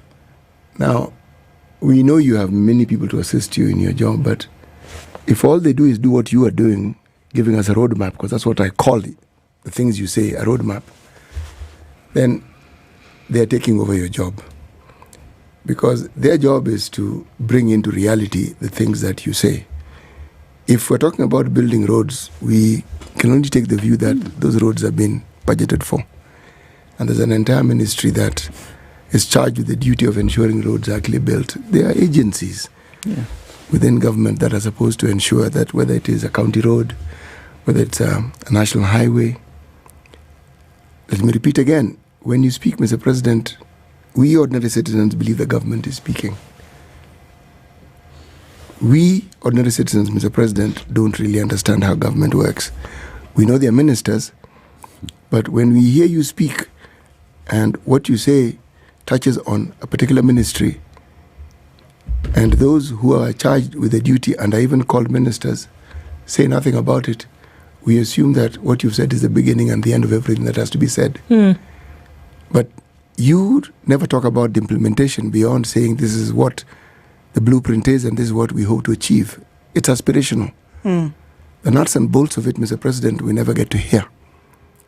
And this is what the ministries and the people in it are supposed to do. I said earlier on, to breathe life into it, to explain, to state, so that when you say it, Mr. President, it is understood that it will be done almost immediately. And anything that has to do with the development is never done immediately, because it has to be planned for, it has to be budgeted for. Right. There's mobilization, there are all sorts of things. Mr. President, it isn't too much to ask, I hope, that those whom you charge with these duties, we have principal secretaries, we have ministers, we have deputies, we have directors. Can they take the time, and you have a whole crew of people who are supposed to help with communication? Can they take the time to make sense so that we, the citizenry, can make sense of the things that are said and give us a time frame so that when we hear something, we have clarity as to when we can expect it to actually get done? Absolutely. And please go ahead. No, go. I mean, I beg you, Mr. President, to hear what it is that Kenyans are saying, and that they are speaking, I think is a good thing. Because if we want to look around the world, I think we have too many examples of when people got tired of just speaking, where people got tired of just making memes, where people got tired of make it into a comical affair, where people got tired of printing t-shirts, where people got tired of doing that, and then got into situations where internal conflict took over and then made presidents realize and hear them by force. Mr. President, I think it is good that Kenyans are speaking in the way in which they are. They don't ask you for much. Kenyans want the roads to work. Kenyans want their children to go to school. Kenyans want to be able to go to hospital, as you've promised, and be able to get the care that they need without paying more than they already are.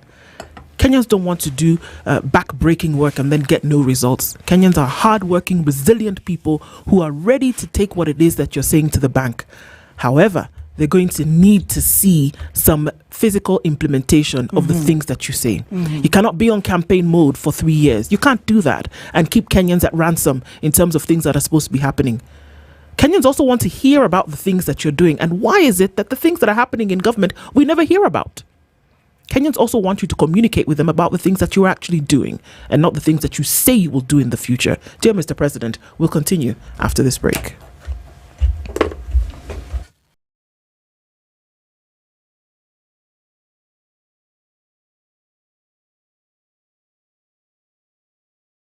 This is the Situation Room. Don't wait for payday. So why should you? Picture this. You or a loved one falls sick. The hospital bill, sky high. The stress, overwhelming. But with Jubilee Health Insurance, you don't have to panic. Affordable health covers from just 200 shillings per month. Lipa pole pole. Get covered now. Pay in easy installments. Access to over 800 hospitals plus telemedicine and free drug delivery. SMS Health to 40643. Call 0709 949 000 or visit www.jubileeinsurance.com. Jubilee Health Insurance. Your health, your peace of mind. The weather with SpiceFM.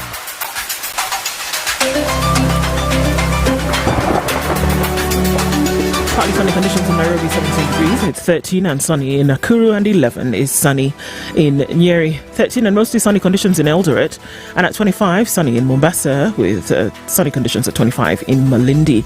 Kisumu sunny at 20, we'll see highs of 33, and we'll see highs of 34 in a mostly sunny Kakamega, currently at 16. Kampala is sunny at 19, going to highs of 31, and at 27, it is sunny in Dar es Salaam. The rain is back in Johannesburg at 15, going to highs of 20, while Mogadishu at 25 is sunny. Addis Ababa at 13 is sunny. It's mostly clear at 27 in Lagos, and it's clear at 25 in Kinshasa.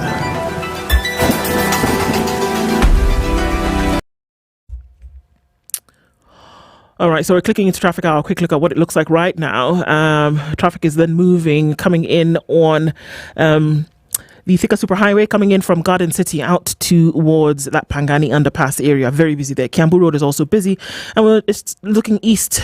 Kangunda Road traffic is always there. And the Eastern Bypass heavy with traffic as you get towards North Airport Road and through towards the Cabanas interchange. So that's happening there. Mombasa Road coming in from Lolongo is not too bad.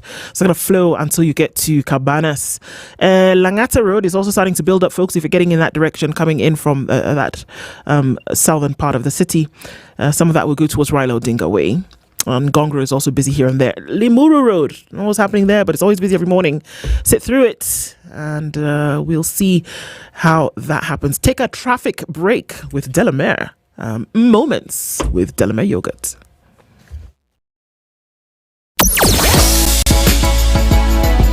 Sugar and spice and everything nice. SpiceFM. Spice up your life. Mature, intelligent talk every morning. Spice up yourself.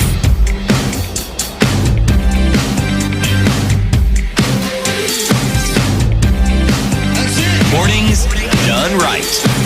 94.4 Spice FM, Nairobi. It's 24 minutes to 8 o'clock. Ndroko, CT Muga, Anki Dorice and Dennis Aseto with you this morning. Dear Mr. President, a couple of things to say today. And at the point whereby we're saying you want to listen to what Kenyans are saying. Beyond the noise, yes, there is something. I think of it as I'm thinking about it as a baby. So I yesterday, and I just an example, and I went to see this baby 3 days old whose mother died in childbirth over the weekend. And there's this baby. He has no idea about the circumstances around his birth. He has no idea, right? But he's living through the moment. He's going to open his mouth. He's going to put something in his mouth because he wants to eat, right? He wants to sleep. He's going to cry. And I heard the certain cries. I mean, I've seen this before, but it was in my mind very clear when I looked at this 3-day-old baby yesterday. He cried a certain way, and I could tell, okay, well, something is off here. So they had to change his diaper. That cry ended. And then later he cried a certain way, and he turned his face to the side and he opened his mouth. He was hungry. They put something in his mouth. He ate. He fell asleep. Then he woke up a little bit after that, and he cried another way, and he just wanted to be held. And he was held in a certain way, and that cry stopped. But I looked at the caregiver at that point when this child, because this is not his mother, right? She was put in care over him as a result of the circumstances around this baby. All right. But at the time of the cry, she was a bit irritated. And until she was told, Listen to the cry of this child and you will hear what he is telling you. So you will hear the noise, but what is the message in the noise? So, Kenyans want to make a meme. What are they telling you? Kenyans want to laugh. Kenyans want to be comical. What are they telling you? So, Mr. President, can you look beneath, above all of the directions, the noise, and the message that Kenyans are telling you today? Do they need healthcare and have it done properly? Mm-hmm. Do they want their children to go to school and do so in a manner which the Constitution guarantees? Mm-hmm. What cry are Kenyans crying? Can you hear the sound of that cry and do something about it? As the person who has been put in a position of custodianship over them, regardless of the circumstances. Can you hear the cry? Check what that cry is telling you. And do something about it. Don't get irritated. Don't get irritated because you are the one who is in a position of authority. You're the one who is in a position of care and custodianship. Don't get irritated. Listen to the cry. And I'll give you a personal story 7 years ago. And this is a story of my eldest brother, Bernard Otieno Aseto. So he got sick, went to hospital, was misdiagnosed. 6 years of treating a disease that was wrong. By the time we're getting back to it, it was far gone, He got a baby. 2 weeks and he passed on. He saw the baby for 2 weeks. And here's a situation where the healthcare system is not working, Mr. President. This is an individual who passed on because the healthcare system that the government, Kenyans fund, that Bernard Aseto is funding, did not come through for him at the time he needed it most. We're talking about a baby who is 2 weeks old, City. I remember the first time I saw baby OJ, and I had a skin-to-skin situation with him. And I broke down because that is something that the father ought to have done. That is a story of Dennis Aseto and Bernard Aseto. But it is a story of very many Kenyans out there who want this healthcare to work, who want these roads to be there, who want to be able to access education, that funding is there, that the government decides to release capitation when they feel like, not when it is necessary. It is a story of every Kenyan. And when these Kenyans speak, Mr. President, it behoves upon you to listen. Remove the veil and listen to the people. Because when you were getting to office, Mr. President, you said, we will listen to the people. Public participation in this country, Mr. President, is just a word. It's just a phrase in the Constitution that never gets to happen. Meaningful public participation is a will that every Kenyan wants to exercise and feel what it means. People of Kotule and Garbatula who need this road, Mr. President, feasibility test, has it happened? Have they been involved? Those who will be permanently moved because this road has to pass on their land, have you engaged them on this, Mr. President? It is not about speaking. It is about walking the talk. Mr. President, when you do this job, you don't need to be on top of these Land Cruisers. Kenyans will say, Mr. President, brought us the road. Now, we have 2 ears and 1 tongue so that we would listen more and talk less. Mr. President, everybody who wants the best for somebody would appreciate one thing: feedback. Mr. President, you need feedback. Treat it positively. In a scenario that Kenyans would let you do what you want to do and not respond, not tell if it's working or not, how would that help your government? Mr. President, perhaps it's time now to speak a little less. And for those things you have promised, begin to show that you really wanted to do them and not just use them as a campaign vehicle to win the hearts of Kenyans. They trusted you. If the numbers are to go by, they voted you in. Do not let them down. Mr. President, I just want to remind you that when Kenyans come out to offices of ministers and call them out. For example, that SHA is not working, that a patient has gone in to get medical attention, and this is somebody who's ailing, so they're not there to sip some wine or enjoy their stay and look at the infrastructure. They need the attendance and services, and they have to go all the way to the ministry to call out that a system is not working. Days later, they're abducted, and we ask, by whom?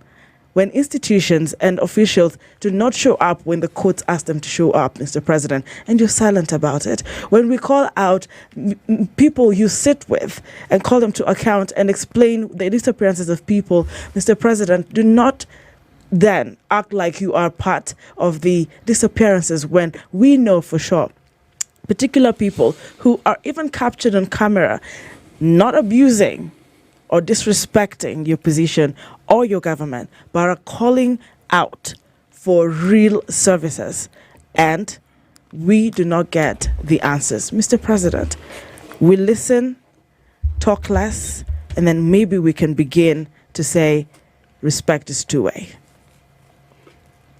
Sometimes, Mr. President, I listen to the things you say, and I get the impression that you are sincerely upset because you feel the criticism, as it appears to be, the understanding of what has been said, is misplaced or is inappropriate. Mr. President, there is a gap. There's a gap between what is said should be done and what is actually done. I want to give the example of disbursements, Mr. President. We talk about these things every day in the studio. Mr. President, I want to talk about education, because that is at the nerve center of any nation. We hear of capitation and the disbursement of it. And there's always a discord between what the CS in Treasury says, the CS in charge of education, and what the heads of schools have to say about the same disbursement. I get the impression, Mr. President, sometimes what you're told is not the reality on the ground.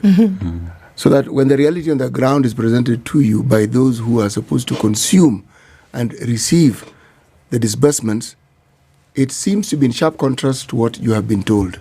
So you react wondering, why is it that these people have been sent or given money and they're still complaining? Mr. President, that discordance is because the money hasn't been sent or it hasn't arrived. So what you're hearing is what represents the truth of it. My concern here is, what else are you told has happened which hasn't? What are you told about the monies that are supposed to get to a certain destination and never do? And when that money gets to that destination, it doesn't get to the destination as was budgeted for or as was envisioned. Where does the other money that was supposed to get there go to? And this is something that happens over and over again. Who tells you, who gives you the information regarding the activities the government is supposed to deliver in terms of services to the citizens? Because, Mr. President, this discordance is what I believe is often at the heart of the discussions we, your citizens, have with you. And is at the heart of where the displeasure comes in, because we seem to be saying something that is in complete contrast to what you have heard or what you have been informed. Dear Mr. President, the citizens of this country have no reason to lie to you. Agreed. The citizens of this country have no reason to be unhappy with you, except when they feel that the services that are due to them for the taxes they pay are not delivered. Then they come to you. They may not come to you in the manner that you find pleasing, but it is you they are coming to. Why do you hear them never mentioning the names of your ministers? Why do you hear them never mentioning the names of your deputy? Why do you never hear them mentioning the names of your PS? It is you they keep talking to. It is you they keep talking about. It is you they address. You're a fortunate president, Mr. President. You are very fortunate. That people are still talking. You are a fortunate president that people are talking to you, that your people want to take the time to talk to you. Is it too much to ask that you take the time to also listen, no matter how sharp, no matter how painful what is said seems to be? Balance it against what you've heard and make sure that what you know is the truth, Mr. President, and then address the needs and the issues that your citizens keep presenting to you. Do you think that it is that the president is unaware of some of these things, and so that's why he comes out and makes the promises that he does? Think on that for a minute, and let's hear some of these comments that are coming in. Folks, we're listening into, and as you're clicking into the conversations that we're having this morning, Eric Awar goes straight for the guns and says, well, my personal opinion is we can do without a president and have a prime minister instead, and a parliamentary system. Well, okay. Today we're reading the Riot Act to Mr. President. Well, I think it needs to happen sometimes. Isabel says, well, he doesn't care. He's there purely for selfish gain. I think we're going to read this as well. Odongo says, I know somebody who underwent surgery at KNH last week, and the bill was fully covered by SHIF. Okay. Chris Mora says, it's like playing a good guitar music to a goat. He knows what's happening in Kenya, and he knows it's going nowhere under his leadership. He just doesn't care. He's in business. Oh my goodness. So, I mean, here we are, and we're just saying, having this conversation this morning, I think, do you think the president is unaware of some of these things? I refuse to think the president is unaware, because fortunately, we have the most learned president we've ever had in this country, who's aware of what is happening. Remember, the president's campaign was based off the feeling of Kenyans. He's the president who was speaking to the young Kenyans. You remember that saying of Sipangwingwi that was really targeted to the young people. Became a song, right? And the young people that we talk about today are the very young people who are telling Mr. President, you promised us millions and millions of jobs. Unfortunately, the millions and millions of jobs today have turned to be jobless Kenyans who are entering the market every year because the cost of doing business is high. Talk about the taxes that are being given to companies out there who are forced to retrench and send people home because they can't do business in the country. Mr. President, that is the situation on the ground. Mr. President, today we have a republic that is 80% learned. Kenyans who are out of universities, colleges, call it. They want these jobs. There are no jobs, Mr. President. You made the promise. When they are out there to tell you, Mr. President, you gave promises that you are not fulfilling, Mr. President, they are speaking to you. Listen to what they are saying. We're not saying there is a solution on jobs out there, but give us a way out. Tell us the policies you put in place, Okay. And I want to agree with Aseto. Mr. President, I also refuse to believe or agree that you whatsoever are not aware of what's happening on the ground.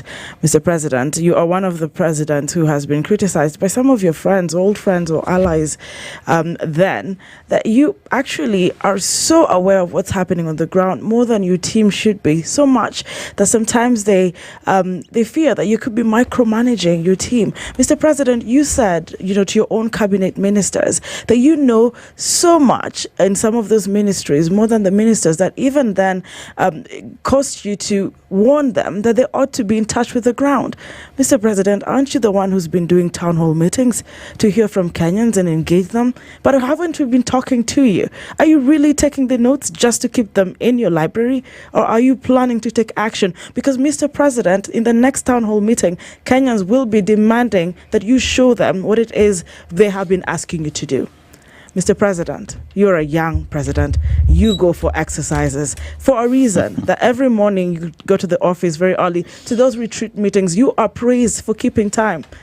Mr. President, could it translate to real action? That when you go to those global meetings and get your stand innovation, there's a reason to actually give you that applause back at home as well. Think about it, Mr. President. Kenyans are still giving you this chance, a number of years, that you will win the elections if you ought to, legitimately, that they actually voted you based on, yes, we saw him work and we need him in that chair another 5 years. But if not so, Mr. President, Kenyans are smart, they are woke, and they speak when it is necessary. Do not forget the Gen Zs, Mr. President. You joined the X platform to listen, not a mockery.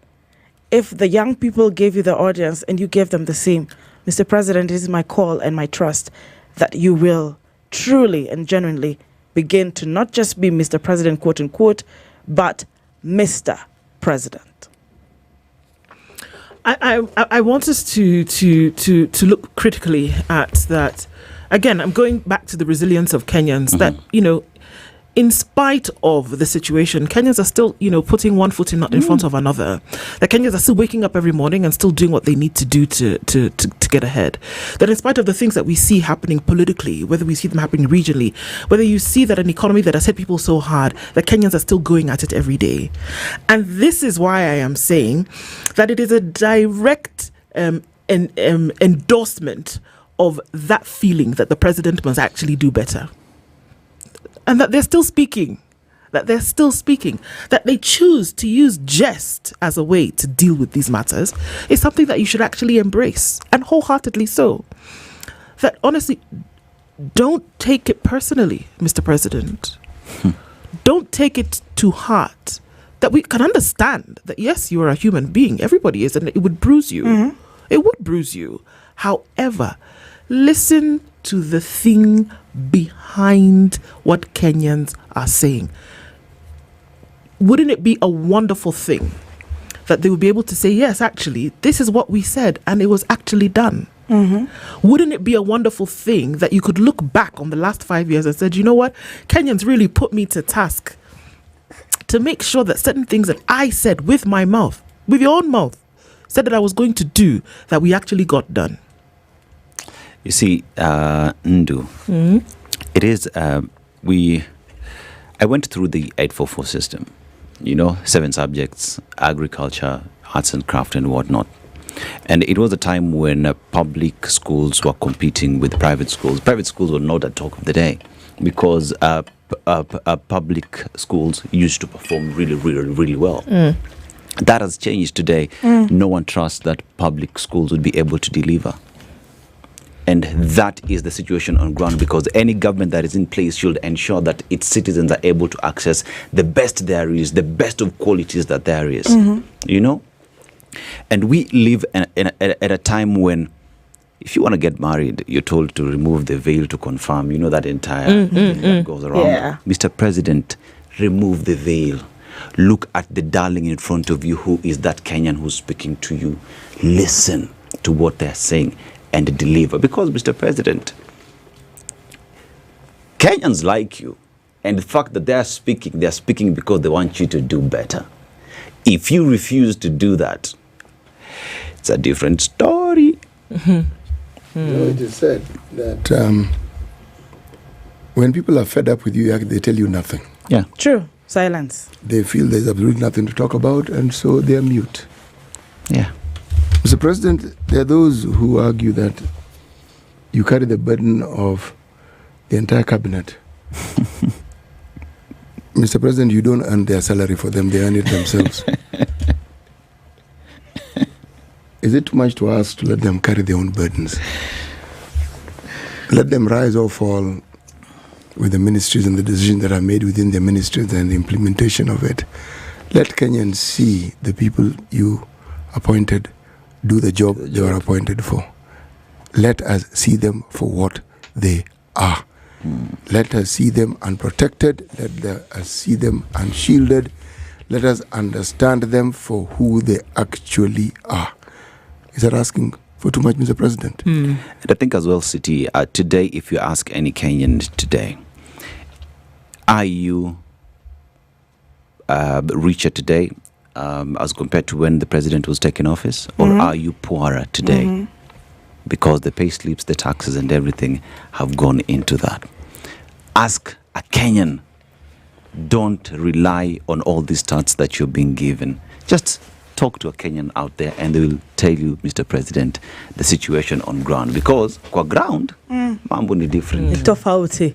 And Mr. President, you know what? I want to travel. I want to travel to Tanzania. I want to travel to Uganda. I want to travel to DRC. Mr. President, maybe one time I might just want to be the AUC chair as well.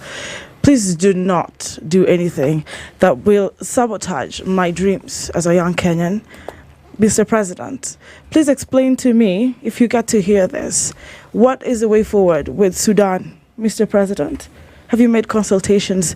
We are seeing you, according to experts, and I believe and I trust that you speak to experts and that you take advice, Mr. President. I choose to trust that you will listen to experts when you're doing budgets and when you're doing this, quote unquote, now what analysts are calling diplomatic blunders.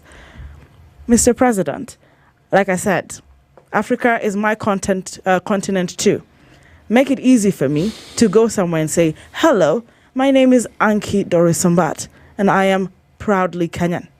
I don't want to be judged, Mr. President, for either celebrating atrocities or not being comfortable enough to speak to my fellow Africans. I understand you're a Pan-African, Mr. President. Make it easy for the next generation of Kenyans to equally stand where you are in the coming years. Mr. President, diplomatic ties are not just exciting moments. I believe you'll make the right decision and come out and explain what move and plan you have for us as a country. Thank you, Mr. President. It's good to get feedback from your people and hear what it is that they have to say, and are pleased that you listen to the message behind what you might see is the noise. And that's dear Mr. President for this morning, and just hearing that beyond the noise there is a message and Kenyans are telling you something, willing you to do better, willing you to put all the people that you've appointed in positions to do better and deliver on the promises that you made to Kenyans. Dennis, thanks for being here this morning. Asante sana. I want you to have some yogurt with Delamere. Have a moment. You like strawberry? I'm not asking. You like strawberry. Like strawberry. Hey, there you go. Yeah. Real pieces of strawberry in that Delamere moment, and have a moment after this exhilarating hour, won't you? Dennis, yes. You like strawberry? Yes. Yes. And City has denied me something today. What? Proverb. Oh, the proverb of the Get day. out of here. Well, I will say it quickly. Even if a goat frowns, someone will still bite at the market. There you go. Oh, yes. Eid is around the corner. Oh, yes. I'll be coming. It's 8 o'clock. Spice up your life.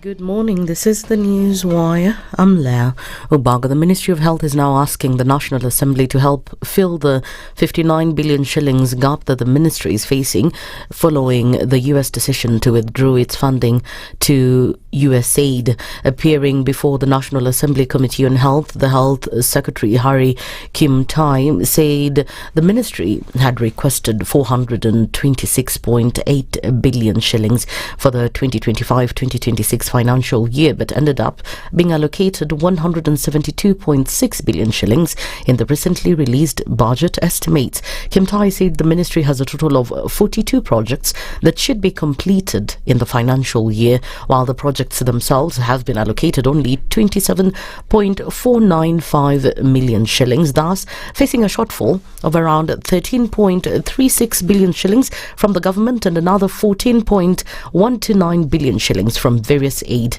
agencies. The State Department has 42 projects to be implemented in the financial year 2025-2026.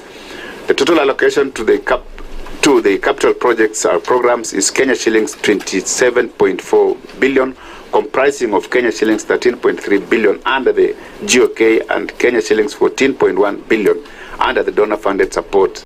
However, the Health Committee, chaired by Robert Pokose, has asked the ministry to provide clarification on other budgets that it claims have not been properly allocated. For example, SHA CEO Robert Ingasira has been forced to provide clarification on 3.7 billion shillings and another 1.6 billion shillings that should be distributed to various health institutions. The account had received a total of 3.7 billion from the ministry, and we have disbursed 1.3 billion. From the returns we have received, we expect to disburse an additional 1.6 to 1.7 billion from that account to cover the facilities who offered primary health care within that quarter and had 28 billion gap at once is really huge for the country, especially for life-saving commodities. And therefore, as we prepare and conclude this budget, we need to look at those critical areas, especially supporting counties to roll in some of the programs in an integrated manner. Meanwhile, Chief Executive Officer at the National Syndemic Diseases Control Council, Ruth Marsha, has described the gap that exists since President Donald Trump's decision to suspend funding to foreign organizations, saying they're currently facing a gap of 28 billion shillings. Our center in Kisumu, our center in Busia, our center in Kericho and Kombewa are funded more to the U.S. side. Kilifi is funded to the Wellcome Trust.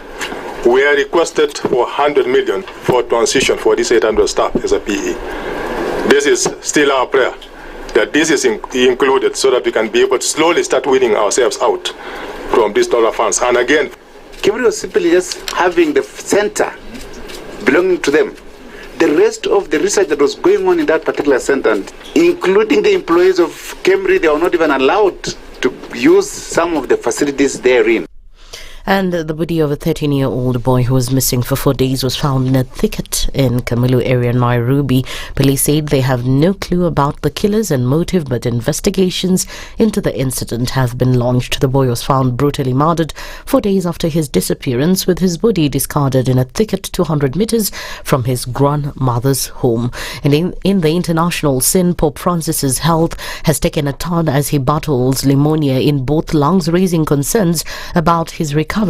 A Vatican spokesperson said the 88-year-old pontiff, who is currently into the 5th day of his stay at Rome's Gemelli Hospital, had a restful night, waking up on Wednesday morning to eat breakfast. It came after confirmation from the Vatican on Tuesday that the Pope's respiratory infection, initially diagnosed as bronchitis, has developed into pneumonia, affecting both lungs, further complicated by asthmatic bronchitis. This diagnosis paints a complex picture, according to Vatican spokesperson Matteo Bruni, and necessitates a treatment with antibiotics and cortisone. That's the News Wire. I'm Leah Ubaga.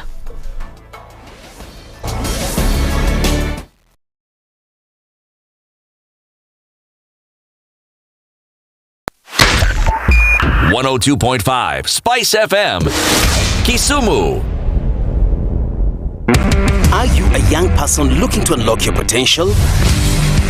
Are you ready to take the future in your hands? If so, then listen up. KCB to Jejiri is the plan. It's designed to empower young people like you, develop skills and knowledge you need to succeed in life. KCB to Jejiri combines vocational skills training, business development training, access to finance and business mentorship, preparing youth for jobs, entrepreneurship and wealth creation. Don't be left out. Visit kcbgroup.com/foundation to learn more.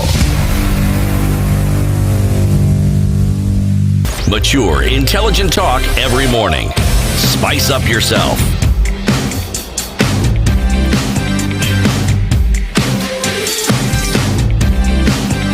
Mornings done right.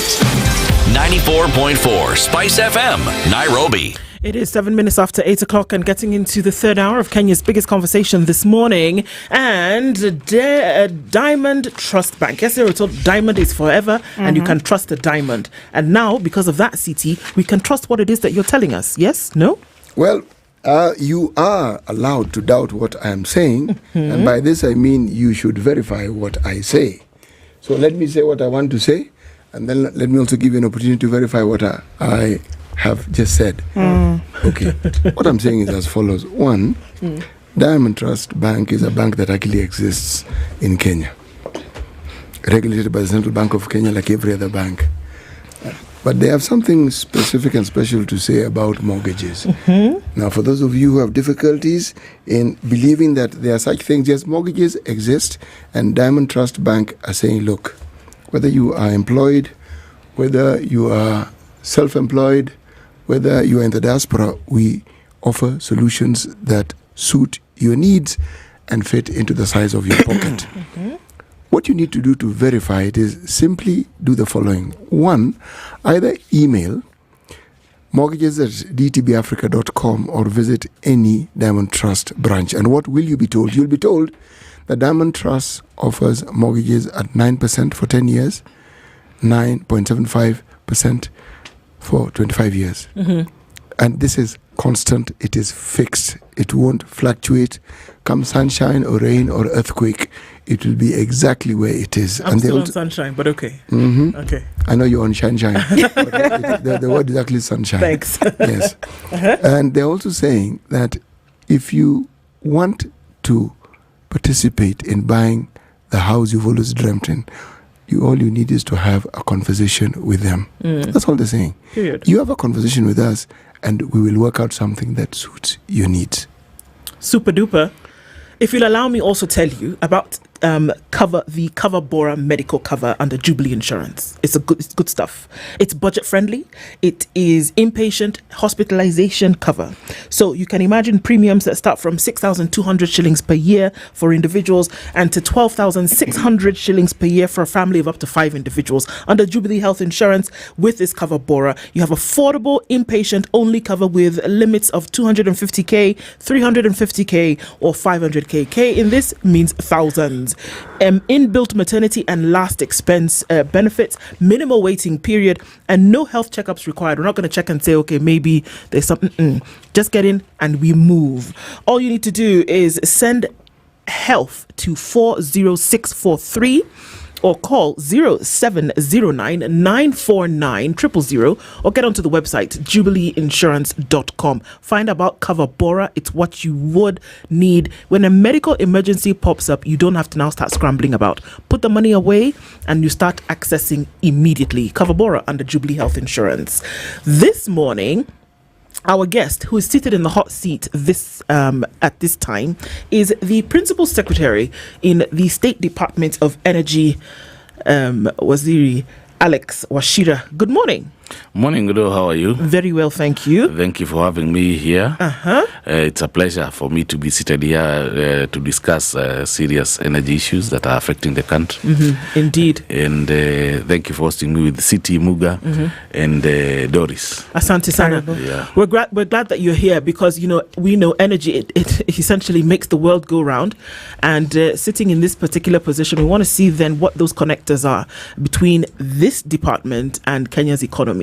And the energy sector itself and Kenya's economy. So we're glad that you're in the seat with us this morning. We're going to provide you with some nourishment later. In the meantime, can you do something for us? We're already asking for you to do some work. CT goes around Africa every week.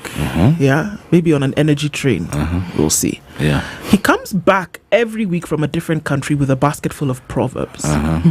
He's going to share the proverb and which country it's coming from. And now the work we are giving to you is for you to interpret that proverb and tell us how you would apply it. Okay. Is that okay? That is quite in order. Fantastic. He can shoot. Okay. Thank you. Our proverbs for the whole of this week come from the Republic of Niger. Now, Niger, by landmass, is the largest country on the continent. Is it bigger than Sudan? It's bigger. Bigger than everybody. Okay. Yes. And DRC Congo? Bigger. Throw in Algeria, bigger. Okay. Bigger. I'll Nigeria, confirm. bigger. No, Nigeria is out of the equation. It is only DRC Congo, bigger. Sudan, and Niger that we can look at. Yeah. Bigger. Do you have another word, CT? Bigger. 1.267 kilometers. No. Square kilometers. Kilometers. It's huge. Yeah. But 80% of the country is desert. Is arid, yeah, that's true. Yes. Yeah. The Sahara Desert that you know of, 80% of bulk of it. Yes. Bulk of it is actually in Niger. Yes, but the interesting thing is there's something, a river. I found it of interest when I look at what in Nigeria they call the Niger River. Yeah. It's also in Niger. Yes. And it brought me to the Nile. Then it brought me to the Limpopo. Then it brought me to very many rivers, the Congo River. And it brought me to understanding what it is that rivers do on this continent. Yeah. Yesterday I declared that the true Pan-Africanists are the rivers. Yeah, they cross borders And if you look at Zambezi, from where it comes from all the way to the Indian Ocean, passing through Malawi, yes, Rufiji as well, yes, at the border of Tanzania and Malawi and Zambia, yes. So Niger as well, yes. Nile, the longest river in Africa, yes, crossing through about 4 countries from Uganda, yes, and getting bulk, and this is very important for Kenyans. Bulk of the water from Lake Victoria is actually from the Mau escarpment. The rivers from Mau escarpment are the ones that feed into Lake Victoria, which everybody else enjoys. Then there's a Chari River which flows through Central Africa, Republic, Chad, and Cameroon. Yeah, these rivers, you really took time in your geography classes. Yes. This one, It's I'm impressive. impressed. Yeah. Okay. Yes, yes. There's also another river that comes from eastern Ethiopia all the way to through Mogadishu to the Indian Ocean. Okay. Yes. It feeds the 2 countries. So basically, we are saying that rivers actually are Pan-Africanist. Okay. So what's the proverb now? Right. Even if a goat frowns, someone will buy it at the market. That's a very interesting proverb. Even though a goat frowns. Even if it frowns. Yes. Someone will buy it. Someone will buy it. Yes. And I agree with that proverb because, you City, I don't know why you are laughing. No, because, how would you interpret that? How I would interpret that is that there are people who look at things as who look at a glass as half empty.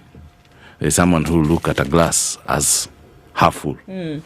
For the one who has bought the goat, even though it has frowned, he looks at issues as half full and doesn't look at the goat as half empty. He misses the goat. Nyama, goat is a goat. Yes. Nyama, Smiling or frowning. Face. Yes. Okay. Yeah. Okay. I mean, that's great. That's the way to look at it, isn't it? And the great thing about opinions is that they can be diverse, as there are many. Yes.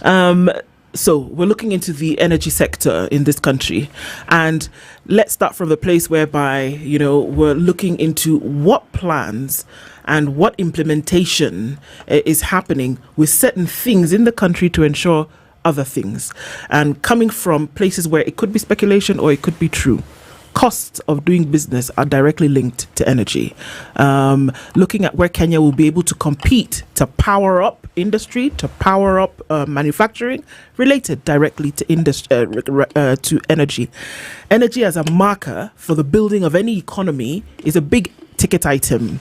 So trying to get an overview from this State Department to see how is this sector directly involved with the building of Kenya's economy, just from an overview perspective.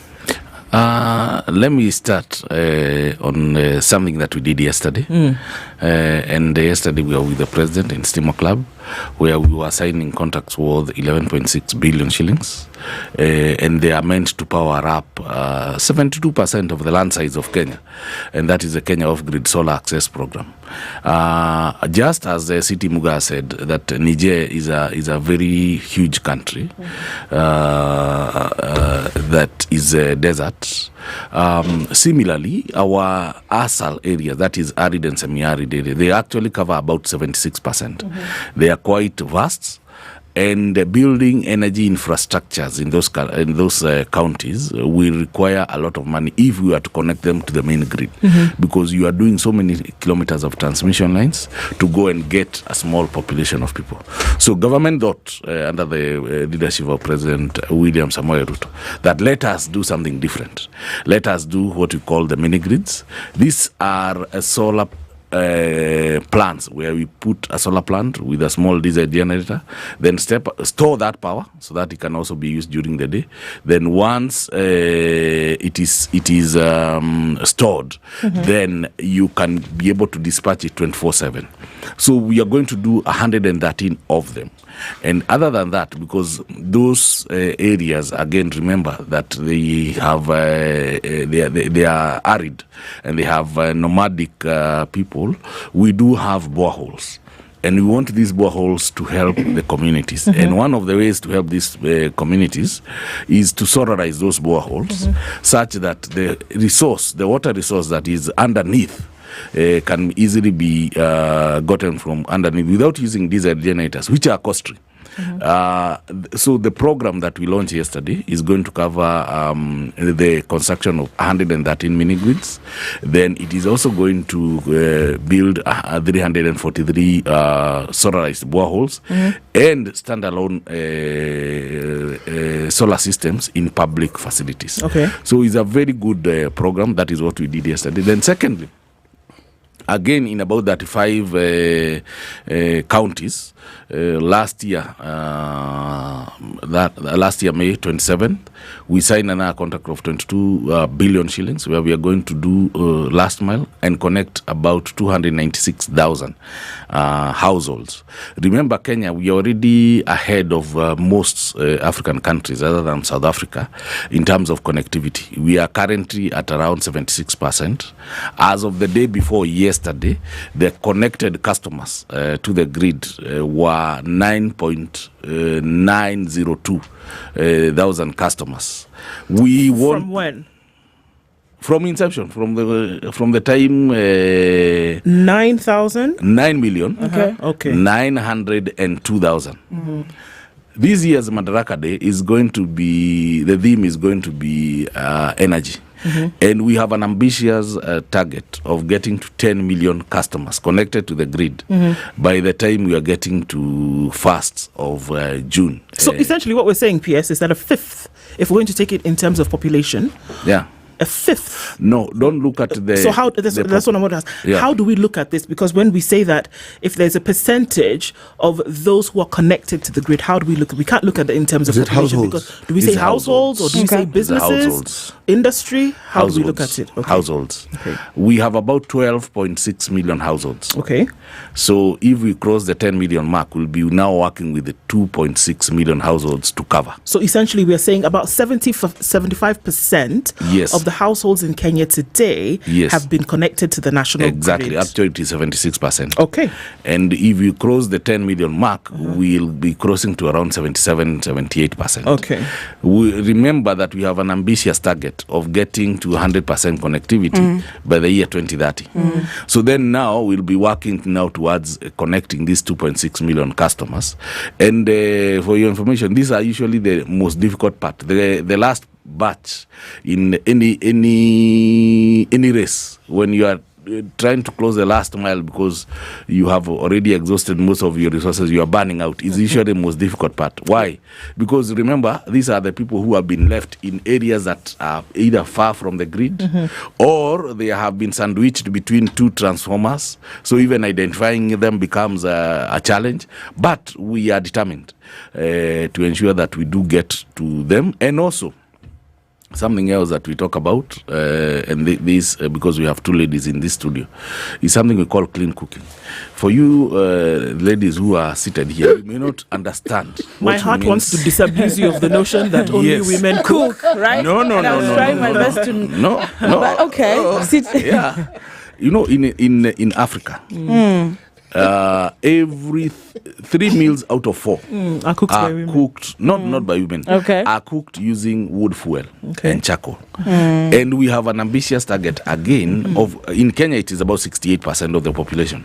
They are still using, even in the cities, by the way, even in the cities, we are still using wood fuel and charcoal. We want to transition them to use LPG, to use electricity, to use biogas for those who have farms that have 5 cows and above.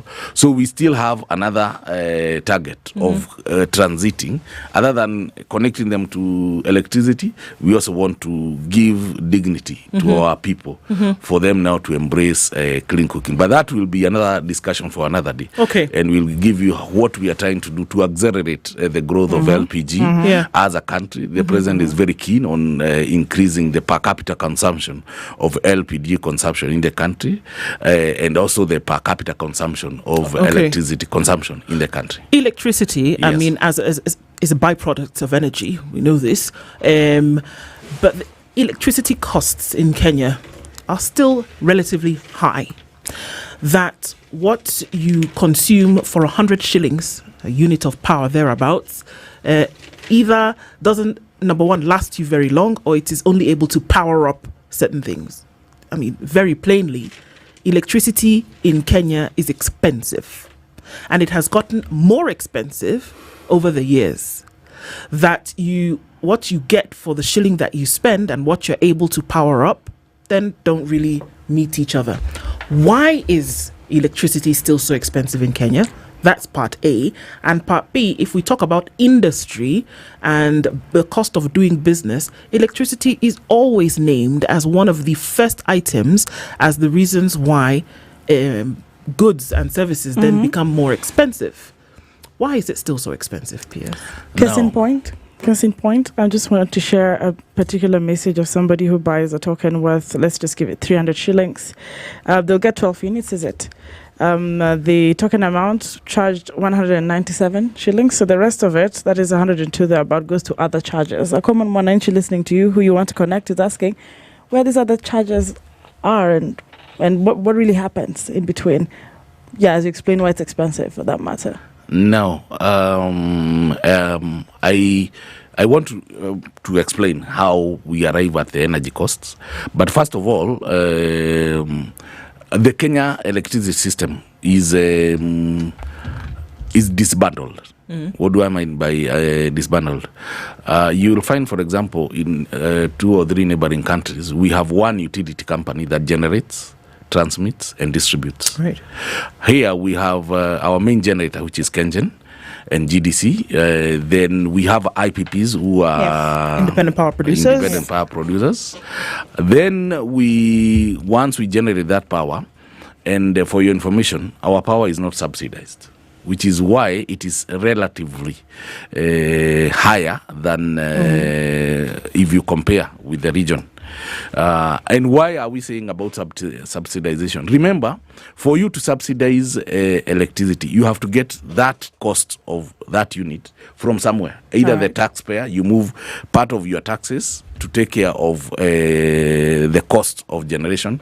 But in our case, our cost of power is not subsidized at all, from generation cost, transmission cost, distribution cost. And that is probably one of the reasons why. Number 2, we did sign what I would call, by then, about 10, 15 years ago, I would call what we call the feed-in tariff. If you look at the transition of and the development that has happened over time, if you look at the feed-in tariff that was given to wind power, to solar power, they were given at a rate of close to 12 US cents per kilowatt hour. If you look at the cost of generation of geothermal, it is about 6.9 US cents per kilowatt hour. It is quite the lowest. What we are importing from Ethiopia, because currently we are importing from Ethiopia, we are importing about at 6.5 plus the wheeling tariff, about 7 US cents.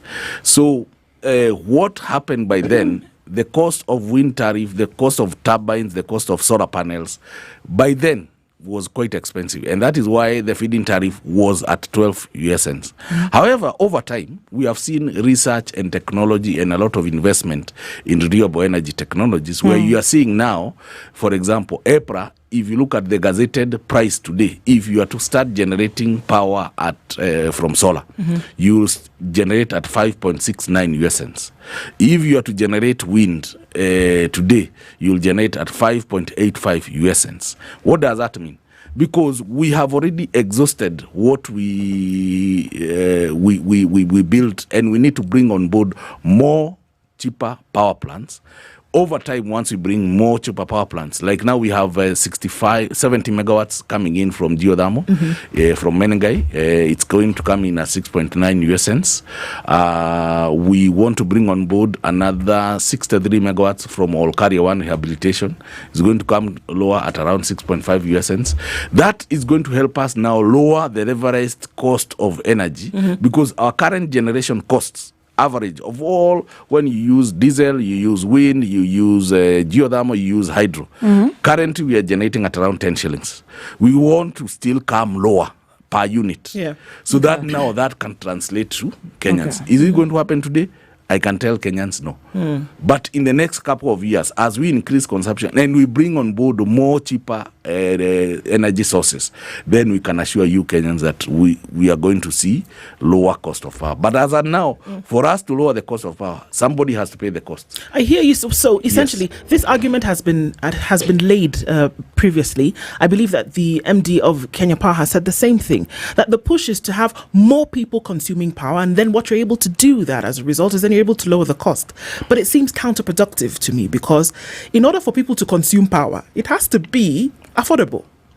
That you have that people will say, okay, well, I'm not going to power an iron, and you're saying, okay, have people use power at the end of the day, and that way you will say you can have more people consuming, right? But if it is expensive, what's the likelihood that they can actually consume and they're not able to afford it?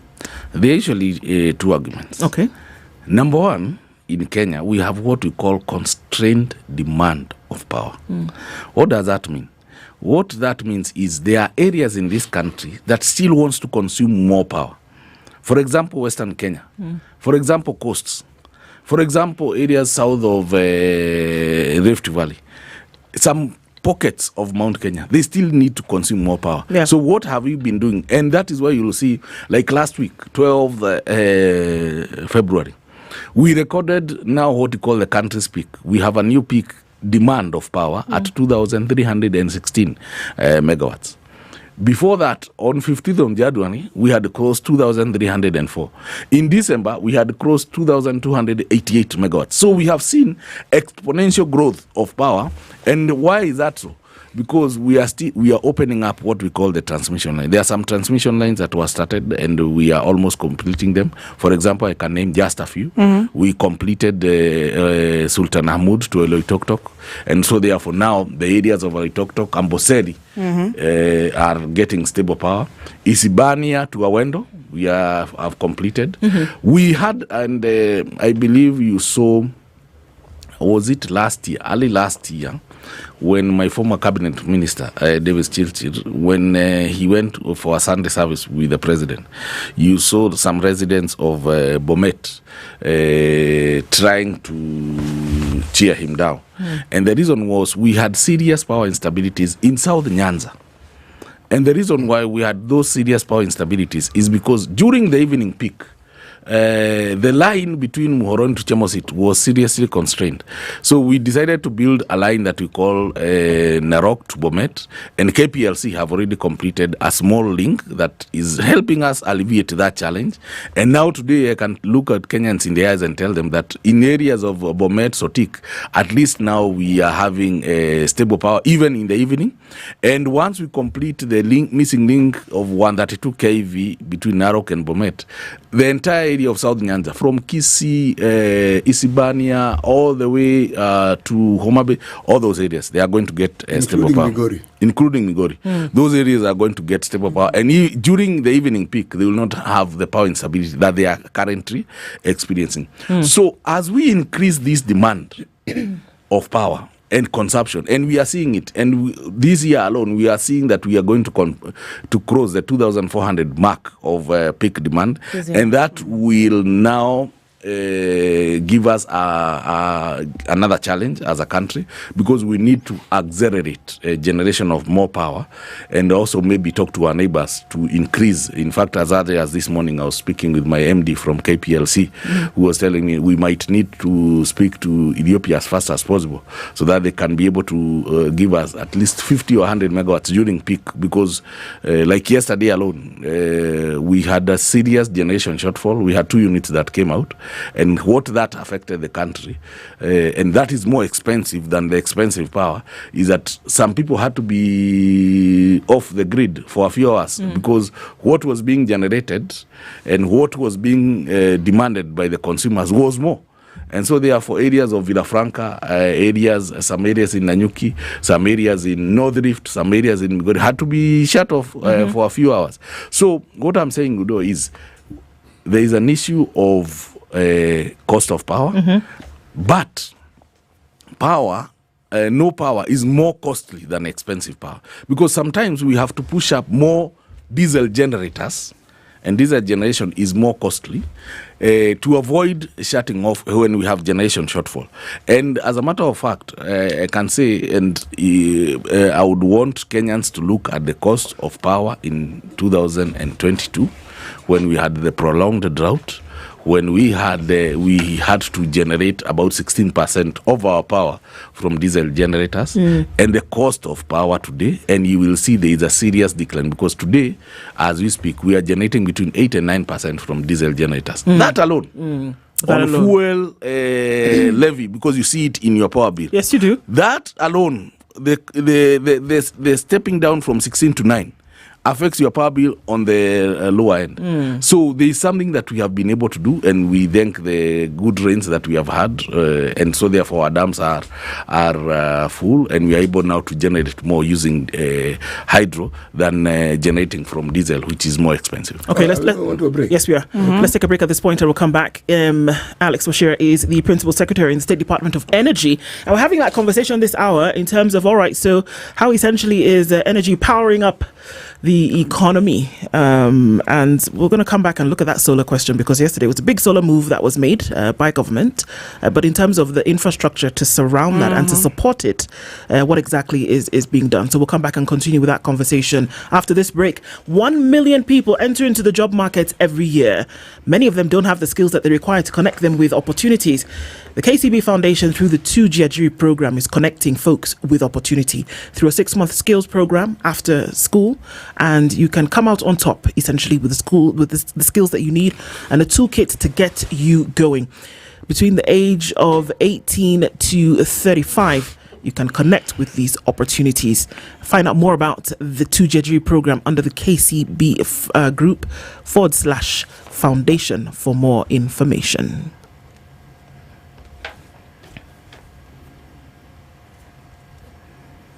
This is the Situation Room, the only way to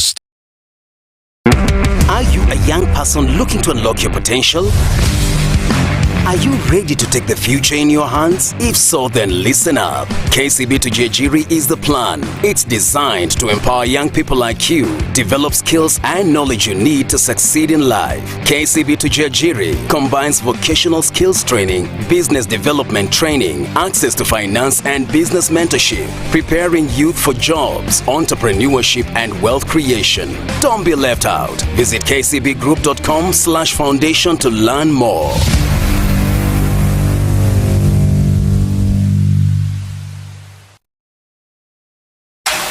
The weather with SpiceFM. Sunny conditions at 18 in Nairobi, 16 and sunny in Nakuru, and sunny at 16 in Nyeri. 16 and sunny conditions in Eldoret, while Mombasa at 28 is sunny. Malindi at 28 is sunny as well. 22 and sunny in Kisumu, while Kakamega at 21 is sunny. 21 and sunny in Kampala, while Dar es Salaam at 29 will be sunny through Thursday. It's 15 and cloudy after the morning rain in Johannesburg, while at 27 it's sunny in Mogadishu, and 15 and sunny in Addis Ababa. Lagos is cloudy at 27 with sunny conditions at 25 in Kinshasa. Chilled Spice.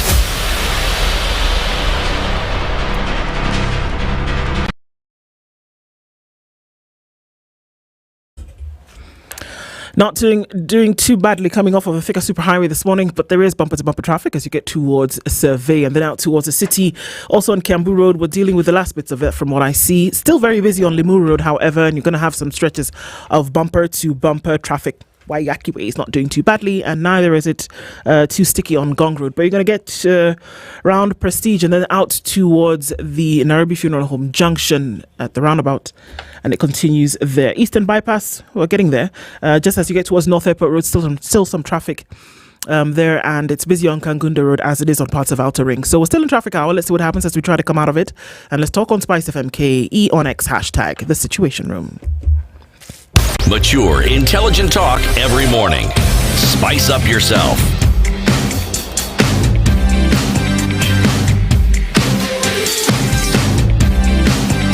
Mornings done right. 94.4 Spice FM, Nairobi. Business to business has an opportunity to connect, and most times you talk about, not being able to transact seamlessly. And what are we talking about? Hidden costs, high costs, long downtime, and not being able to move from country to country. Well, VirtualFX has that answer for many businesses trying to do business from here to other countries, from other countries to here, really around the globe. You're not quite sure how you're going to do it. Well, 190 countries is how you can transact on Virto in 49 different currencies, and you can make sure that money is there in days as opposed to weeks, minutes as opposed to days, and that your business does not have to take a break. From small businesses to medium businesses to large businesses, getting onto the Virto platform guarantees that your business transactions remain seamless. Get onto www.virtofx.com today. And as we continue with our conversation, the PS in the State Department of Energy, Alex Washira, is our guest. And he's actually walking over to the comments that are being made on the screen this morning as we look at some of those comments that are coming in from folks today and questions. And we'll be going through some of those this hour. Yeah. But let's go to the solar issue, PS. Yesterday, these projects launched. You talked about solarized boreholes. You talk about... mini grids being set up. Yeah. So the solar question has come into the conversation for years, but it would appear as though the requisite implementation infrastructure then is a thing of question. Where are we with that? And why is solar not being seen as, one of the big boys in the conversation in terms of what can be done to power up Kenya? Let me start by saying that solar and wind are what we call variable renewable energy technologies. What does that mean? It means that you cannot be able to control. We do not classify them as what we call firm capacity. For power, whether there is rain, there is sunshine.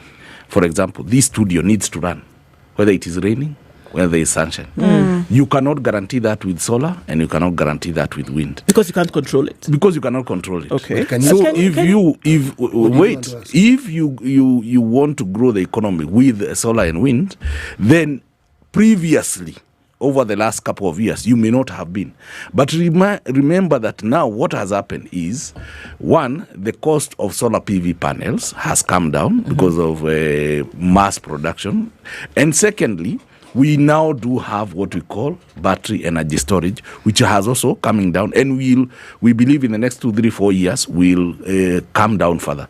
What does that mean? That means that we can now be able to accelerate development of solar technology and have battery backed. And that is why what we launched yesterday in the mini grids will have solar panels that will also have batteries, and we'll now be able to power those areas 24/7. There is someone who asked a question here about the issue of Lodwar, and he asked, what will it cost us to shut it down the diesel generators in Lodwar? And I want to tell that Kenyan that and these affect your power bill, by the way. We spend about 900 million shillings on diesel purchase annually to power Lodwar alone. So what we are doing this year is we are constructing a line, 66 kV line, from Lokichar to Lodwar. And that will ensure that we shut down those diesel generators by April next year. Now, go to an area called Wajir. Yes. Wajir is another town that uses a lot of diesel. As a matter of fact, we have a constrained demand again in Wajir because we are only able to generate about 3.5 to 4 megawatts of diesel generators, and they have to run 24/7. It is very costly. We're using some funds that we got from AFD. We want to do a solar hybrid system there. That will cost us about 2.6 billion, and it will be 8 megawatts. So we'll have solar there and batteries and a small diesel generator, just in case there are days when we have low solar output, then we can use the diesel generator to power up. There is also another interesting question, and I want to speak to Kenyans and remember what I called constrained demand. There's someone, I think Saronai, who was asking about Rabai. What happens to power stability in Malindi and Kilifi? Yeah. Yes. Remember, I did say that we have a serious challenge in Western Kenya and the coast. Yeah. And the reason is our power is basically generated in Olkaria, that is areas of Rift Valley, and in the Eastern Hydros, that is in the areas of Embu. Then you have to move that power over 500 kilometers to Mombasa. Over lines. Over lines. You have to move that power again to Western Kenya, another 400 kilometers. So what happens is that you have voltage instabilities in those areas. We are almost completing a 220 kV substation in Mariakani. As a matter of fact, next week the president will make a tour of that substation so that we can accelerate the construction. And from there, that's where the line from Dongo to Dongo Kundu will come from. Then there is a line we are doing, Rabai Kilifi line. Is being done by a Spanish company. We believe that by the end of this year we should have completed. We have a substation that we are constructing with KPLC at somewhere called Bomani. Those are the small instances, things that we are trying to do so that we can stabilize power. But most important, we have a solar plant in Malindi.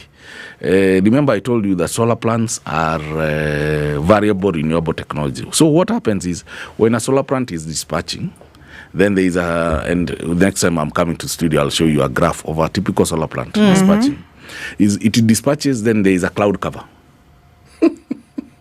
And what happens now with the cloud cover? Yeah. The generation dips. That affects your power at one point. So therefore, we have to run the diesel generators in Mombasa so that we ensure that there is voltage stability. So one of the things that we want to do is to allow these solar plants to probably expand a little bit and bring on board battery energy storage. What will that do? It will help us now. It will help them even when there is a cloud cover. It will not affect the grid because the power where they will be dispatching to the grid will be passing through the battery. And so therefore now the battery can guarantee us if you are supposed to dispatch that 5 megawatts, you can be able to dispatch that 5 megawatts. And when now you are seeing your voltage levels are dropping in the batteries, you can be able to call National Control Center and say, I'll only be able to give you that 5 megawatts in the next 3 minutes. So make sure that within the next 3 minutes, you ramp up any other source of generation. I have to ask this question. Yes. Of all the storage facilities, we refer to battery. It's not the only way to store energy, is it? No, it isn't. And for us, which is the most cost effective and which is the one that we can use best? And if we have one and we know it works, what stops us from having other sources of storing energy so that should one fail, the other one can kick in? We have in terms of long-term power generation and power storage for the grid, we have 3 areas of storage. Number 1 is battery energy storage. Number 2 is pumped hydro storage. Yes. And number 3, we have now green hydrogen as a source of storage. Now, what is easy to deploy for Kenya? That's why you are here to tell us. Yes. The first thing that we need to deploy, and we have already secured about $100 million from World Bank on what we are calling Green Resilience Program, is that Kenyan is going to implement for us the first battery energy storage, 100 megawatts, and is going to be in Olkaria. What will that help us? During the night, for some weird reasons, we have high wind output in certain days. So when we have that high wind output and we are still generating using our geothermal and our hydros now, we have told them to go to sleep. We want to store that power such that we do not vent in the geothermal, and this wind that will be available during the night, we store that energy. And then now we can be able to slowly dispatch it during the day and help us in the country's peak, which happens between 6 and 10 p.m. Now, for the solar plants, we have about 4 big solar plants, 5. We have 3 in Eldoret, giving us 120 megawatts. We have 1 owned by Redek in Garissa, giving us 55 megawatts. And the one that I've talked about in Malindi, giving us another 40 megawatts. Those ones, we have to allow them to now start having battery energy storage so that what they are doing to the grid, the instability of the grid, the variability of the grid, and it is not their choice. It's because when there is a good solar output, they will be able to dispatch. But when there's small cloud cover, they have to drop. So we need to bring on board battery energy for now. But our long term is also to bring on board what we call the High Grand Falls Dam. And the High Grand Falls Dam will also have battery. Will have pumped energy storage. And our plan of bringing High Grand Falls Dam is it will have a base load of about 200 megawatts, but also peaking ability of about 600 megawatts. Okay. Meaning that should any power plant drop, whether wind, solar, that hydro will be able to peak. And it is even when we have a national outage, it takes about 4 minutes for hydro plants to come up and to dispatch to the highest ability. For geothermals, they will take their sweet time up to 8 hours before they can ramp up. So what we need is now to work, and that we are doing as a country. We are working very fast so that we can accelerate the development of High Grand Falls Dam, and that will help us now with the battery energy storage. Pumped hydro will help us stabilize the grid. Bona PS, do we have an aging transmission network? Do we have an issue with the aging transmission network right now? Is it being worked around? I mean, is there something you want to talk about, perhaps, over the years?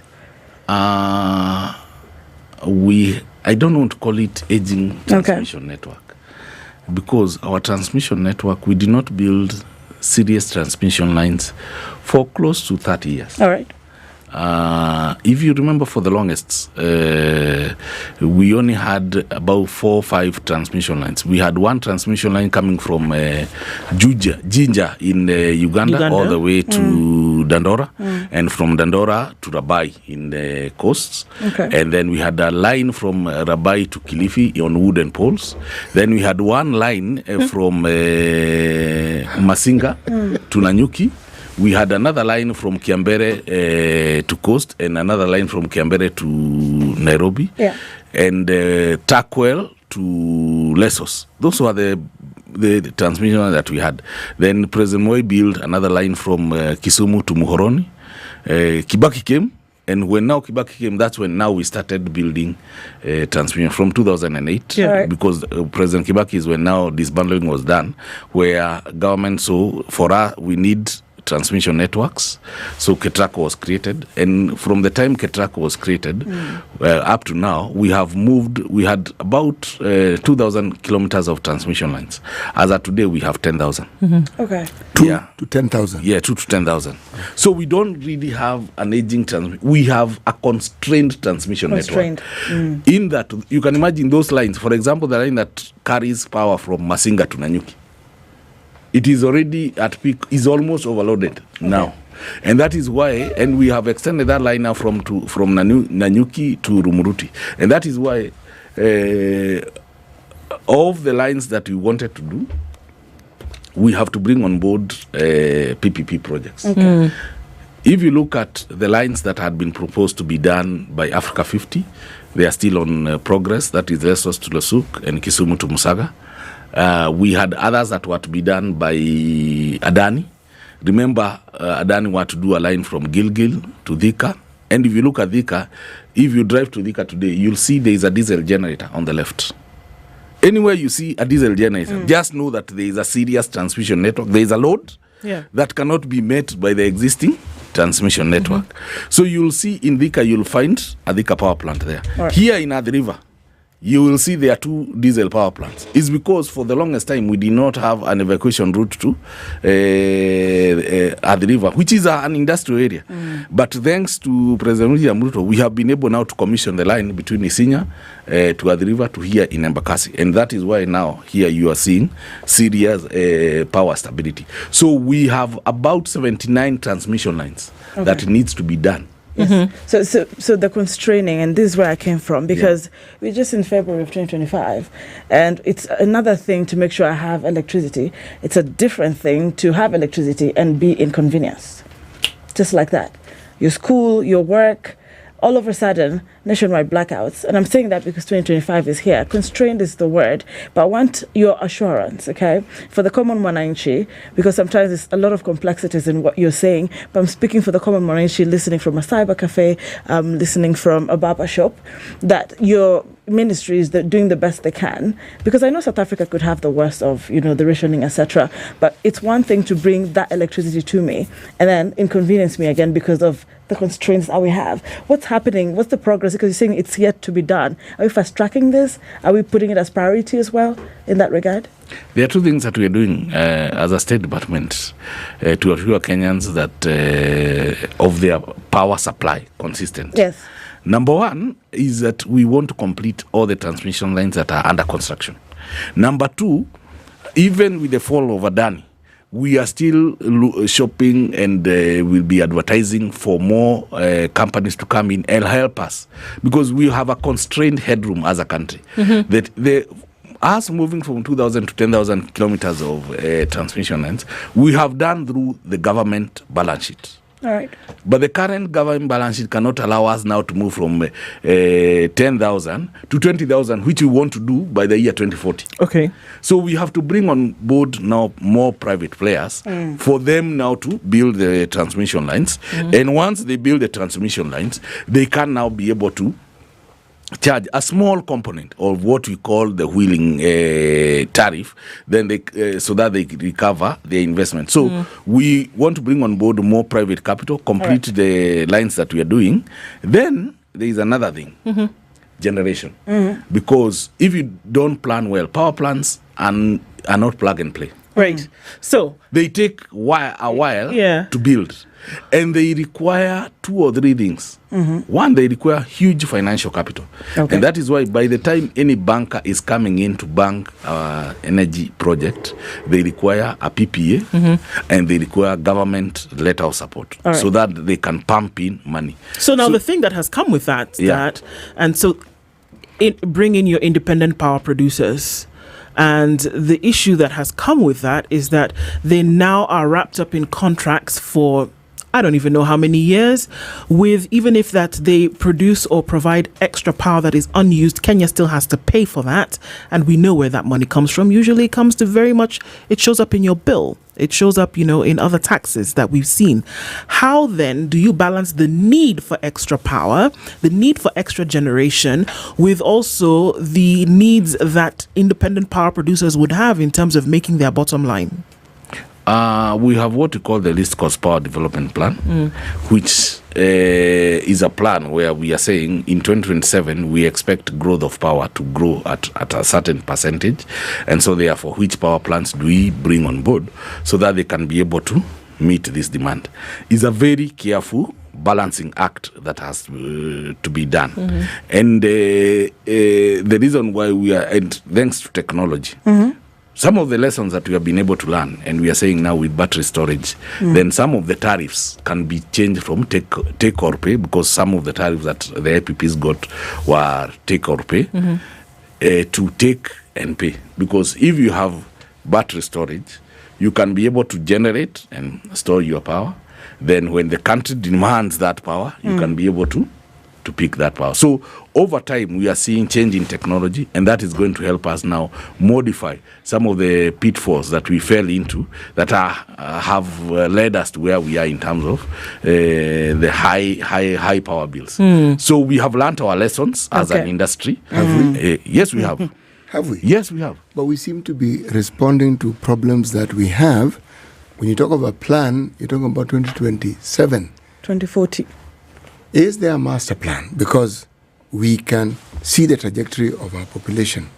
We can see the trajectory of our needs, so that we can talk about a time when, yes, with all the PPPs, we'll get to a point when we are, as I say, self-contained. We can do these things ourselves, and with minimal assistance here and there, we can move on. Because as new technology comes in, as you say, we learn. Are we learning to the point where we can actually do these things? And with the projection of the plan, and the plan for not the immediate future, for the long term. City, I can look at you in the eye, and I'm currently looking at you in the eyes. And I'm telling you to be assured that I'm also looking at you in the eye. Yes. And I'm telling you that we have a plan. We have a robust master plan. The robust master plan speaks from today to 2044 on what we are going to bring on board as a generator to meet the growing demand. Number two, the same plan speaks also on transmission system. What we are going to increase in the transmission system so that we can meet our demand. For example, as we speak today, the Nairobi ring, we use 66 kV to distribute power from the main substations. We are seeing serious demand in Nairobi, growth of power. For example, if you look at Kilimani or Kileleshwa, 5-10 years ago, most of those houses were standalone. They were bungalows. They were all bungalows with 4 or 5 people in the house. Yes. Today, where 4 people used to live, there are about 100 people who are living, and actually more than that. 100 is few. Yes. Yeah. Yes. Looks like condos. The energy infrastructure that was being used to transmit power there was a 66 kV. So we are actually urgently looking for funding so that we can now move the transmission system from 66 to 132, because we need to deliver more power to these load centers that are emerging. Okay. Today, 10 years ago, if you drove from Mombasa to Malindi, that area had only settlement houses. Today, it is an industrial area. All major cement factories are on that area. Special economic zones are on that area. Industries have come up. Talking about offshore wind energies, for example, and looking at supplies from other jurisdictions, just like what's happening with Ethiopia, between Kenya and Ethiopia. So it's necessary for us to have those conversations. I did promise you some nourishment. Before I say thank you for coming, Delamere says you can have a moment where you can actually, breathe. After you've looked CT in the eye and given him that promise, be sure that you can now take a break with real fruit in that strawberry yogurt from Delamere. And as you take that moment before you get back into your day, enjoy a moment with us and Delamere. And as we say, thank you very much, Alex Washira, Principal Secretary in the State Department of Energy, for being here this morning. Conversations continue. Asante sana. Thank you for having me this morning.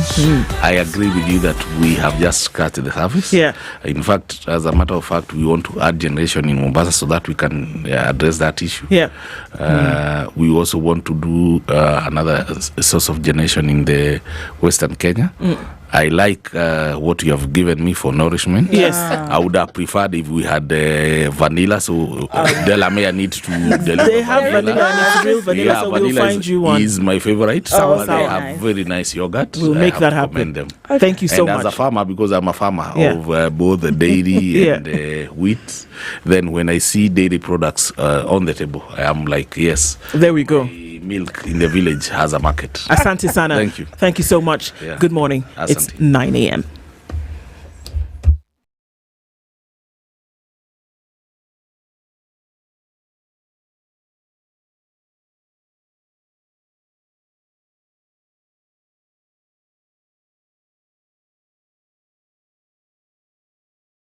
Good morning, this is the News Wire. I'm Leah Obaga. And the politics continues. ODM Party Secretary General Edwin Sifuna now says that former Prime Minister Raila Odinga did not ask President William Ruto to support his AUC chairmanship elections. Speaking on local TV stations, Sifuna said that Ruto's efforts towards the elections were for his own political gain. I want to tell William Ruto that the only reason he will be re-elected, because everybody knows that even him pretending to front Raila, because Raila himself has told us that he did not ask Ruto to support him. And when he announced that he was going to run for this thing, it was of his own volition. He said it himself. If there is somebody lying to Ruto, because everybody knows this was supposed to be a ruse to try and come and blackmail, because he knows people love Baba. So he comes and tells us, oh, I supported him, I helped him, I did this for him, and this and that, so that he blackmails Raila supporters emotionally, because we like when people do good things for Baba and when they honor him. But what has he done for us as a people? The people who are going to vote in this particular election will be asking those questions. Sifuna further said that Raila wasn't interested in change of constitution that would see him gain the title of Prime Minister in government. Ruto cannot dare to put a referendum question to the people of Kenya right now. And in fact, I said yesterday, it is an insult to Raila Odinga to tell him that you can bring a constitutional amendment to put a seat for Raila Odinga. Raila Odinga fought for this constitution not because it was going to create a seat for him. He wanted us to live in dignity. He wanted us to live in a country where we are free. So you cannot tell us that you will bring a referendum to do what? To support a constitutional change to give Raila a seat. As I've said, Raila is not idle. He has things to do. He is a father. He is a husband. He is a grandfather. He is a party leader. He is a leader of the opposition. And I've said it previously that when Raila wants something, he will use his own mouth to tell us. While the ODM Secretary General continued to say that if Odinga wanted to support Ruto in the 2027 elections, he would publicly make the announcement. I am telling you, if Raila wants to support Ruto in 2027, he will not send Ojienda. For heaven's sake, that is a message too important to be left to Ojienda. The fact that our cost of power isn't subsidized is one of the reasons why electricity is expensive. Energy PS Alex Washira says this can, however, be resolved in the future when the government brings in more cheaper power plants.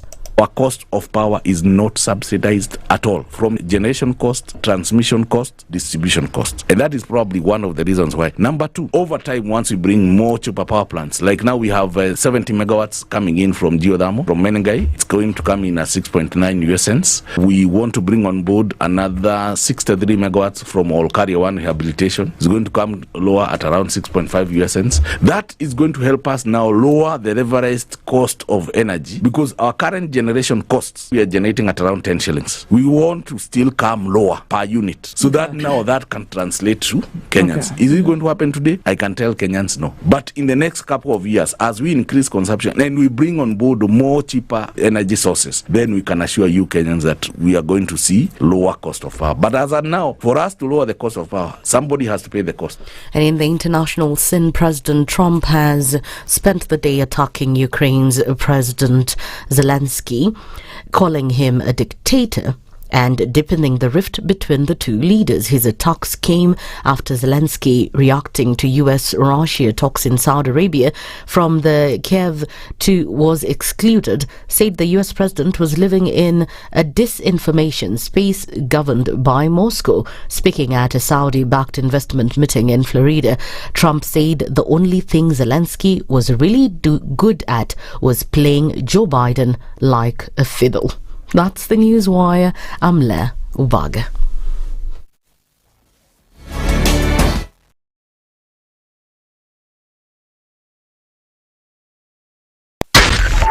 .4 Spice FM. Just have you feeling, you know the ones. Very few aha moments. Just moments. Maybe even a few because how can a day this good feel so meh? But then, you realize your moment of escape is a cup of indulgence away. Delamere. Get lost in rich, creamy, flavorful bliss with every spoonful of Delamere real fruit yogurt. Indulge in that moment.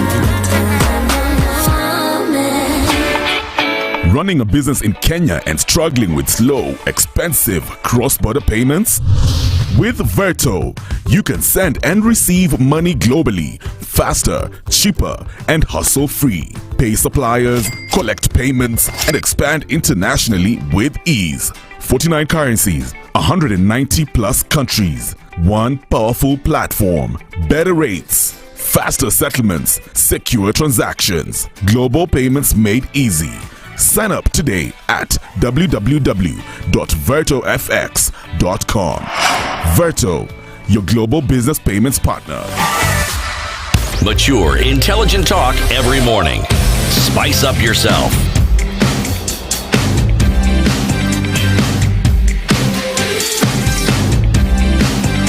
Mornings done right.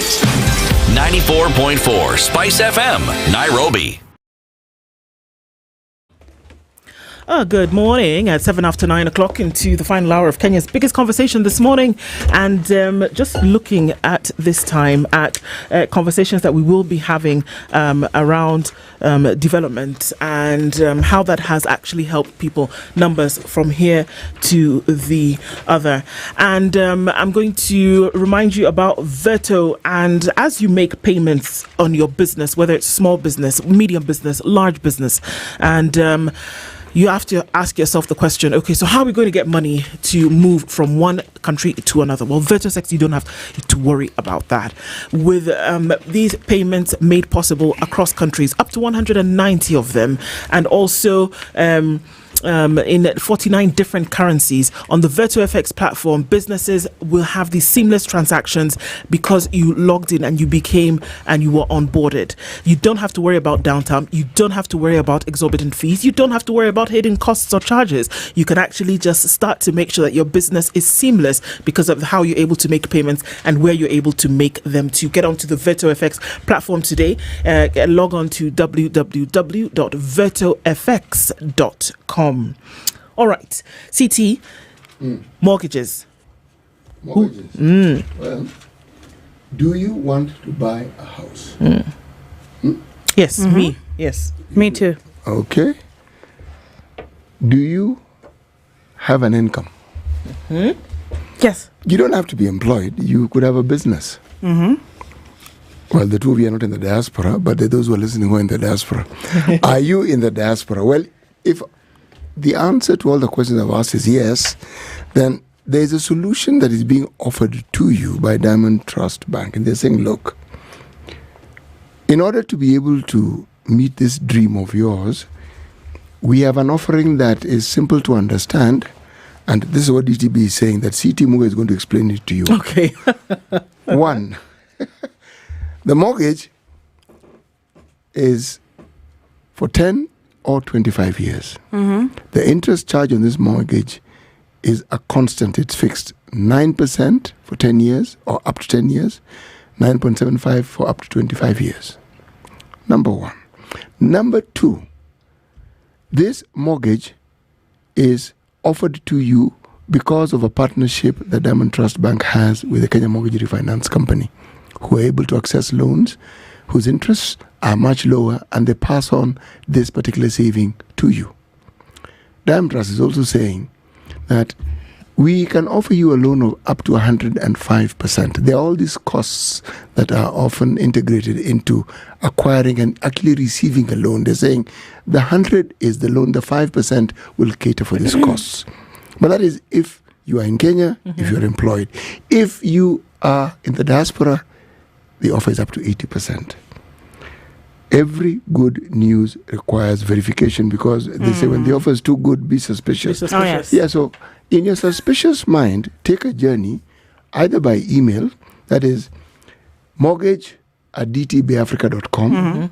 You'll get a response, or visit any Diamond Trust Bank branch to verify. Yes. Sold. Done. All right. We have been having conversations with the KCB Foundation to Judicial program participants and, managers alike. And it's another day for us to look at how the impact of this foundation has gone from person to person. And joining us this morning is Stephen Mate, who is a senior program manager of education at the KCB Foundation. And Samuel Ochieng is one of the KCB Foundation to Judicial program participants. Good morning to both of you. Good morning. Karibu sana. Thank you. So we have a way of welcoming people here at the Situation Room. CT will tell us a proverb and you tell us which country it's from, and then you will tell us what you think of that proverb and what it means and how you would apply it. Can we do that, both of you? Yes? Sure. Okay. All right. Yes, our proverbs for the whole of this week come from the Republic of Niger. In an earlier hour, I had said that Niger is the largest by landmass country in Africa, actually West Africa, not Africa. Okay. And Ms. Alex Bashir was right when he doubted it. That's a man who clearly understands his geography. Brian Ojambo, who was listening, also said, yes, it isn't so, and they're right. because it's number 6 in terms of land mass. Okay. Yes, before it is Chad, then Libya, then Sudan. DRC is number 2, and Algeria is the largest. Niger is the largest by land mass in West Africa. Nice. Nice? Nice. Nice.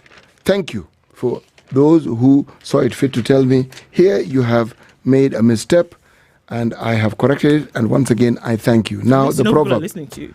I beg your pardon? At least people are listening to you. Anyway. If a goat frowns, someone will still buy it at the market. If a goat frowns, that is, if you know that the facial expression on a goat equals a frown. I have no clue whether it's frowning or smiling. But if you have that ability to do so, we are saying, this proverb says, even if that goat frowns, someone will still buy it at the market. Yeah. Samuel, let's start with you. If a goat frowns, someone will still buy it at the market. What do you think that means? That's the spirit. Take a deep breath. Depolo, take a deep breath. Yes. Tunaweza sema na Kiswahili. Yes. Hata mbuzi akikasirika bado kuna mnunuzi. Kuna mtu atainunua, something like that. Hata kama mbuzi imekasirika lakini bado kuna mnunuzi. Kuna yule atainunua tu. Okay. Sasa hapo unapata hata kama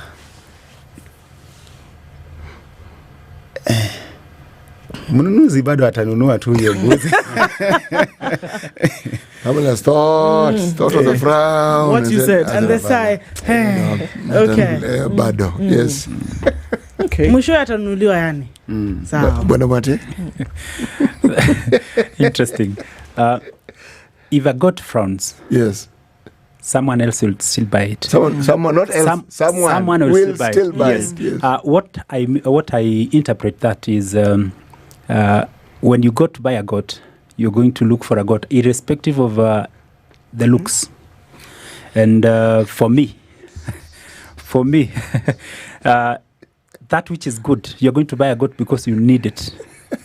It doesn't matter the facial expression of that goat. It's still a goat. But Matthew just said you don't buy a goat because of its looks.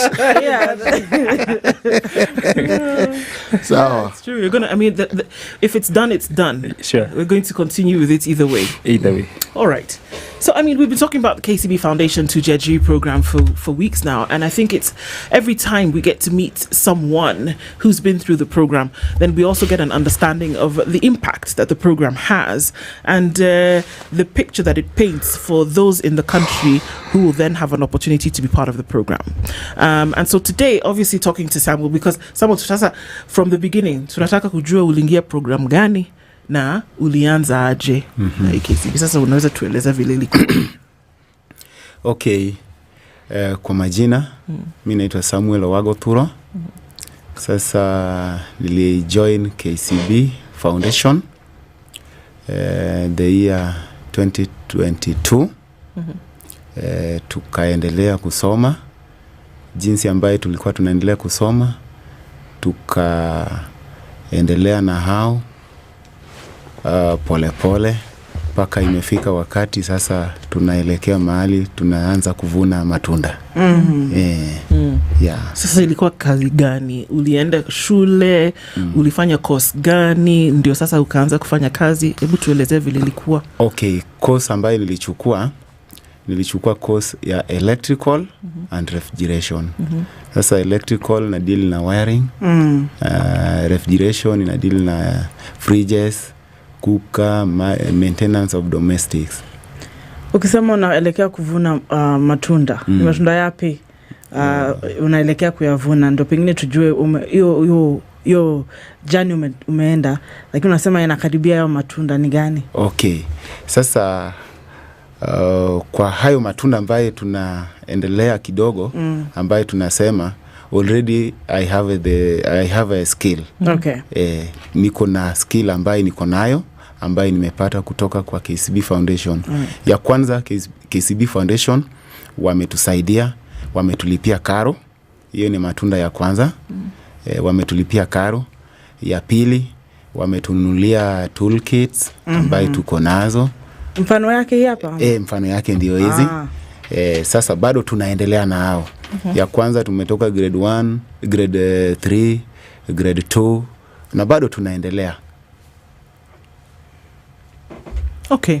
So ulikuwa wapi kabla ulisikia mambo ya KCB Tujiajiri Foundation program? Ulikuwa wapi ukifanya nini kabla uliingia shule? Kabla niingie. Okay, kitambo nilikuwa nafanya kazi ya mjengo. Sasa mjengo naenda kufanya padei, vitu kama hizo. Sasa vile tulikuwa tunaenda mjengo, sasa nilipokuja kufanyia mama fulani saluni hapo kidogo, alafu nikasikia dada fulani anaitaja. Sasa dada fulani vile alikuwa anaitaja, ndio sasa nikasikia, nikaenda deep, nikamuuliza tunaweza wapata wapi? Sasa ya kwanza, sasa aliponiambia tebu enda KCB Foundation ama enda mahali industrial area. Wakati huo ilikuwa inaanza na welding and fabrication. Sasa wakati nilienda hapo nikajiandikisha, nilipojiandikisha then sasa nikaanza kujulia hapo. Sasa ndio sasa tukaanza tu mwendo. Unajua kile unachosema inaridhisha roho kabisa. Lakini kile ambacho ningependa nikuulize, nataka tuende kwa kizungu nasema step by step. Sababu kuna watu wanasikia, wanatusikiza na wangependa wajue. Okay, wewe ulisema ulienda industrial. Hii industrial ni nini na ni wapi? Na ulipofika huko, uliongea na nani? Kitambo uelekezwe, kitambo ujua kwamba kuna KCB Foundation, kitambo ujihusishe na mambo yao ambayo inakuruhusu ufanye ile kozi ambayo imekufanya, ambayo imekuwezesha uje hapa leo. Yes. Okay? Suko hapa? Yes. Okay, turudi nyuma. Turudi nyuma. Okay, hii industrial. Ni nini? Ni ulikuwa wapi? Uliuliza nini? Ukaambiwa nini? Ambayo ikakuunganisha na KCB Foundation. Sasa yule madam aliponiambia niende mahali fulani, ndio sasa nitapata clue zaidi. Okay. Sasa nilipoenda hapo nikaenda reception. Nilipofika reception hapo, alafu wakaniambia ilikuwa ni town gani hii? Ni Nairobi. Nairobi. Sasa. Yes. Sasa mimi nilikuwa nafikiria industrial, nilikuwa nafikiria town nyingi. Industrial area. Yes. Industrial area. Okay, unaenda industrial area. Yes. Na ilikuwa ni ofisi gani? Ni ofisi ya hapo next to wanafanya. Inaitwaje hiyo ofisi? Hiyo ofisi inajiita utakumbuka, tuendelee tu. Itakuja. Sasa nilipofika hapo nikaingia reception, wakaniambia enyewe umedirectiwa vizuri. Hapa KCB Foundation wanachukua wale wanataka elimu na ni vijana. Sasa nilipofika hapo, sasa wakanielezea zaidi, nikachukua form nikaijaza. Sasa nilipoijaza, then one day ndio sasa KCB Foundation wakakuja vijana wakishatosha. Sasa ndio tukaingia kwa hall. Uliitwa namna gani? Ulijuaje ni siku ya kwenda hall? Siku ya kwenda hall walinitumia message. Okay. Very good. Walikutumia message? Yes. PO box ama walikutumia message to, kwa simu. Yes. Okay. Message. Message kwa simu. Okay. Sasa mlienda kwa hall kufanya nini? Kwa hall wakati tulifika, sasa ndio tukakutana na watu wa KCB Foundation sasa wote. Wote? Okay. Walikuja hapo. Sasa ndio tukakutana na vijana wote ambaye wako hapo. Tulipokutana na vijana, sasa kila mtu alikuwa anachagua course ambaye anaweza penda kuchukua. Okay. Na walikuwa na watu ambaye walikuwa wanawaelezea unaweza kuchagua hii course ama hii course inakuwa namna gani? Ilikuwa aje hiyo siku? Ama mliandika tu nataka kufanya hii course alafu wakaita baadaye? Ilikuwa aje? No. Wakati tulikuwa hapo kuna form ambayo walikuwa wanapeana. Okay. Na hiyo form unaangalia course ambayo unahitaji, ambayo unataka. Sasa ukishachukua hiyo form, alafu unajaza na majina zako zote. Ukipewa hiyo form, kuna msaidizi? Kwa sababu natumaini unatembea na watu wote, wale wengine hawakuenda shule vizuri, wale wanasaidia kupea hiyo skill. Sasa kulikuwa na msaidizi pengine wa kutembeza, hii hapa unafanya hivi, ama ilikuwa unapewa form tu alafu unajisort? Walikuwa well prepared. Okay. Sababu walikuwa na wale wasimamizi ambayo wanasaidia vijana. Kuna wale ambayo wajui kuandika na wanataka kusoma. Okay. Kuna wale ambayo waelewi kizungu na wanataka kusoma. Sasa skill ndio imempeleka pale. Sasa kuna wale ambayo walikuwa wanasimama hapo wanakusaidia, alafu hiyo fomu ikishakamilika, alafu wanarudisha kwa ofisi yao. Yes. Okay, tutarudi kwa story yako. For now, Stephen, how then, I mean, obviously from the foundation to the program, I think this is just a very interesting point, because how does the guidance work? Because yes, I mean, we know there are people who need a skill to be connected, you know, furnish those skills a little bit, polish them up a little bit, but then how are you able to guide as the foundation and say, or through the program and say, okay, this looks like something that you would be able to do based on what you want? How does that process go through? Thank you very much for inviting me today, and it's glad to be here. Listening to Samuel narrate the journey to joining the KCB Foundation program really excites me. One of the reasons, because listening to his story, it represents for the thousands of Kenyans today, because the journey starts by identifying the kind of institutions that we want to train with based on demand. We identify the demand first for the kind of output that we need from the institutions. Then upon that, then we are able to map the institutions that can provide such training. The institutions are go through a number of vetting in terms of ensuring that they are NITA certified or TVETA certified.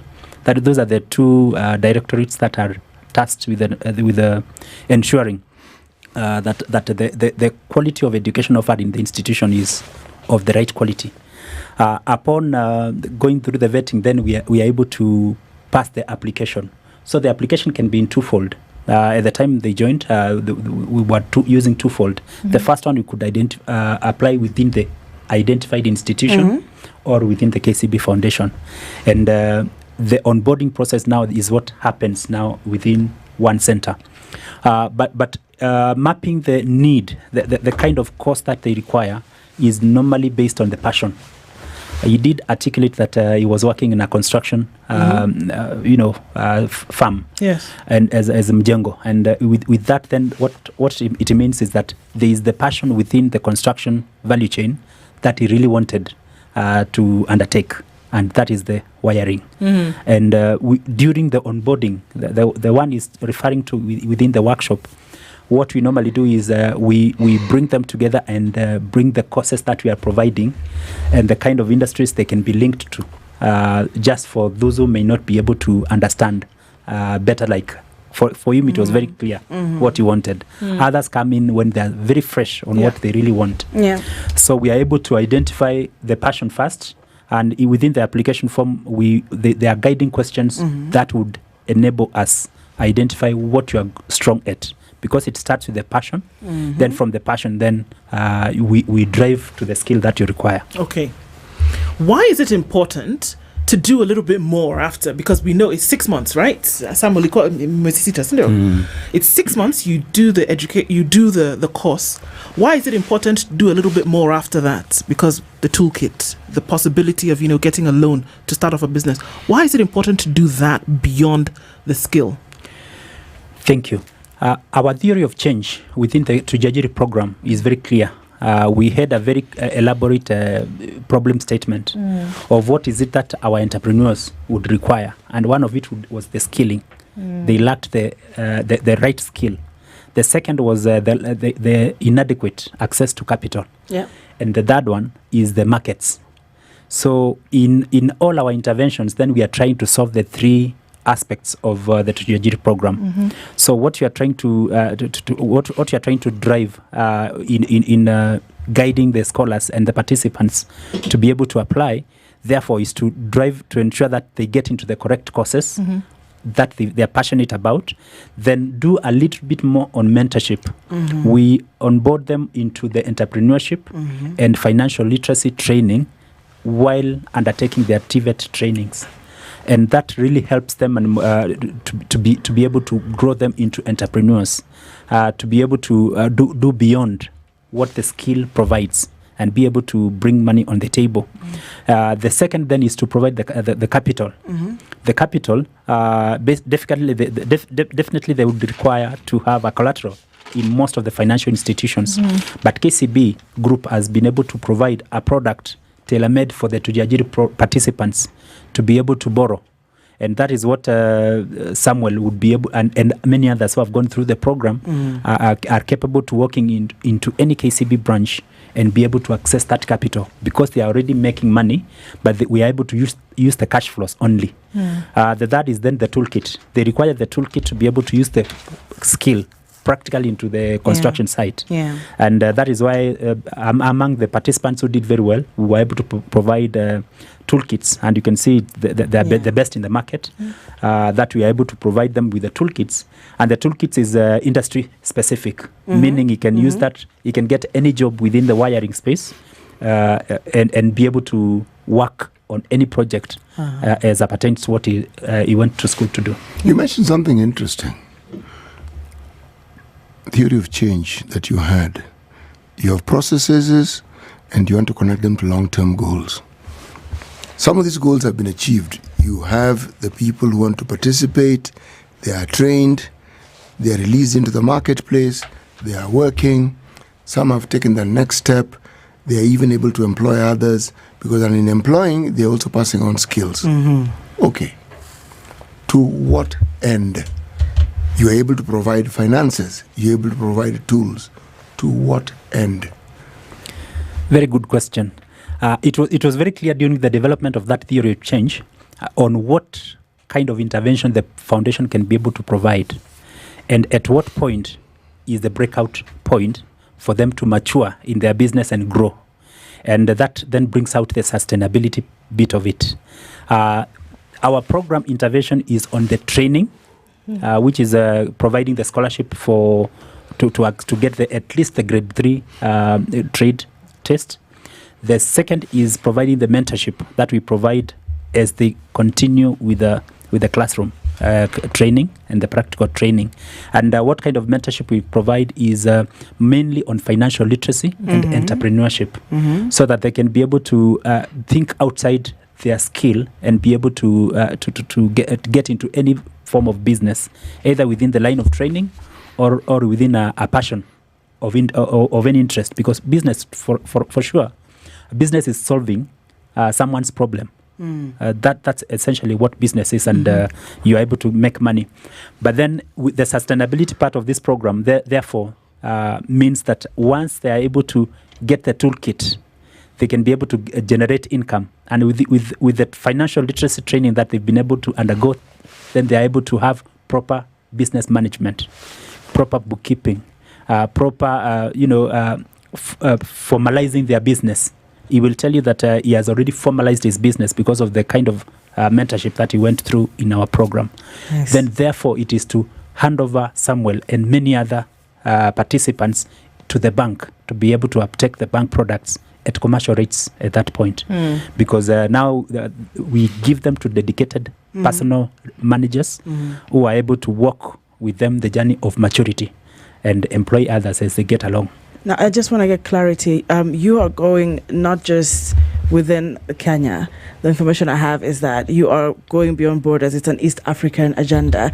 Maybe perhaps if they have people listening in Rwanda, Tanzania, wherever it is within East Africa, you could make that clarification as well.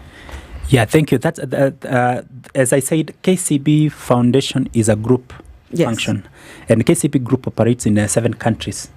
We in Kenya, that is where we originate, and then we're in Uganda, Tanzania, Rwanda, Burundi, South Sudan, and DRC. And what KCB Group strategy looks like is transforming today together. That is the overall group strategy. And we are anchored in the same strategy by saying that we can only transform today together through the youth, through the young people in this flagship program called Tujiajiri. And what this program, the flagship program is across the region, getting different names. When you go to Rwanda, it will be called Ijire. which means self-employ, getting the skill and employing yourself as a youth. When you go to Burundi, it will be twekozese. You go to Tanzania, it will be tujiajiri because they resonate. It's a Sheng word. Yeah. It retains the same name. Yeah. You go to Uganda, it will be called Uganda. It's twekozese. Yeah, which means self-employ again. It is having the same connotation, but meaning the same thing. Getting a name that is relatable to the youth that you are serving. Beautiful. Amazing.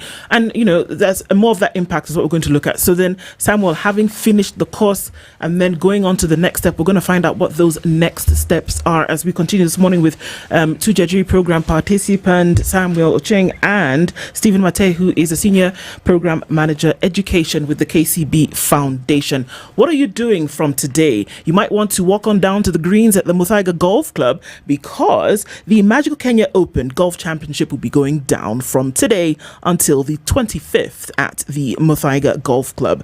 Visit and watch all the pros as they battle it out on the course. Also, don't miss out on the epic night filled with amazing memories at the MKO Entertainment Village. You want to be part of this. Grab your tickets now through kenyanopen.hustlesasa.shop. And remember, the Playground Show, which airs on Saturday here on Spice FM, will be on live on location this Saturday at the Muthaiga Golf Club. Come interact with your favorite presenters. And remember, that's the Kenya Magical Golf Open taking place from today until Sunday at the Muthaiga Golf Club here in Nairobi. Folks coming in from all around the country and indeed around the world, you want to enjoy that tournament. And you can remember, get your tickets at kenyanopen.hustlesasa.shop. Back after this.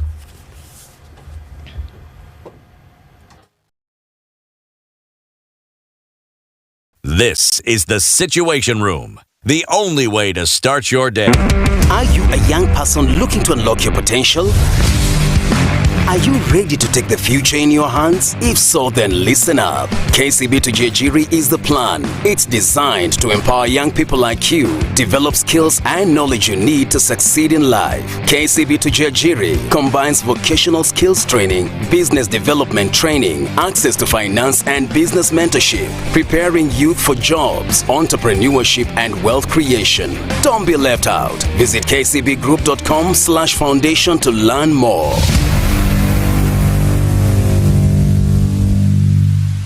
Some days just have you feeling, you know the ones. Very few aha moments. Just moments.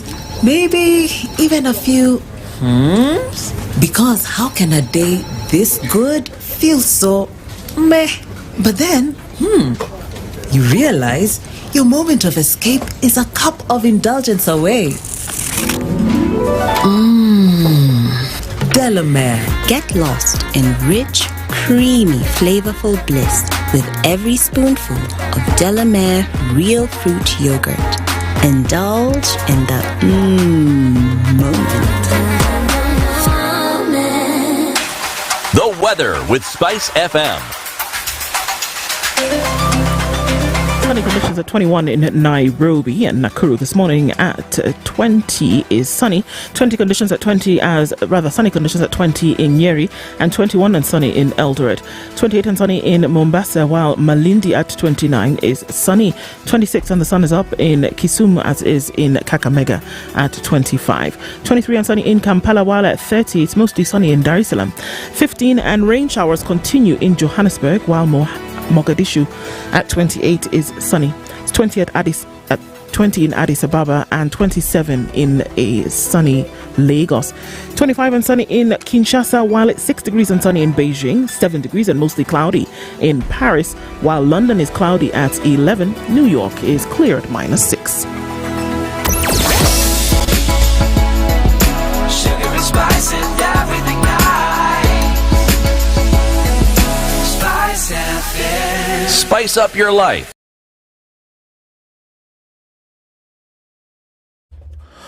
Well, more or less coming out of traffic hour this morning, just a little bit of that left here and there, but I think for the most part of it, coming off of the Thika Superhighway, you're fine, and that looks pretty good as you get towards Survey. Still slows down just a little bit, but I think for the most part we're fine. Eastern Bypass, traffic has come to an end here, and it's flowing all smoothly getting into the CBD. Doesn't look too bad on Mombasa Road, and as well as coming in from Jago Road, I think we'll be doing all right through the morning. Let's talk SpiceFM KE on X. Mature, intelligent talk every morning. Spice up yourself.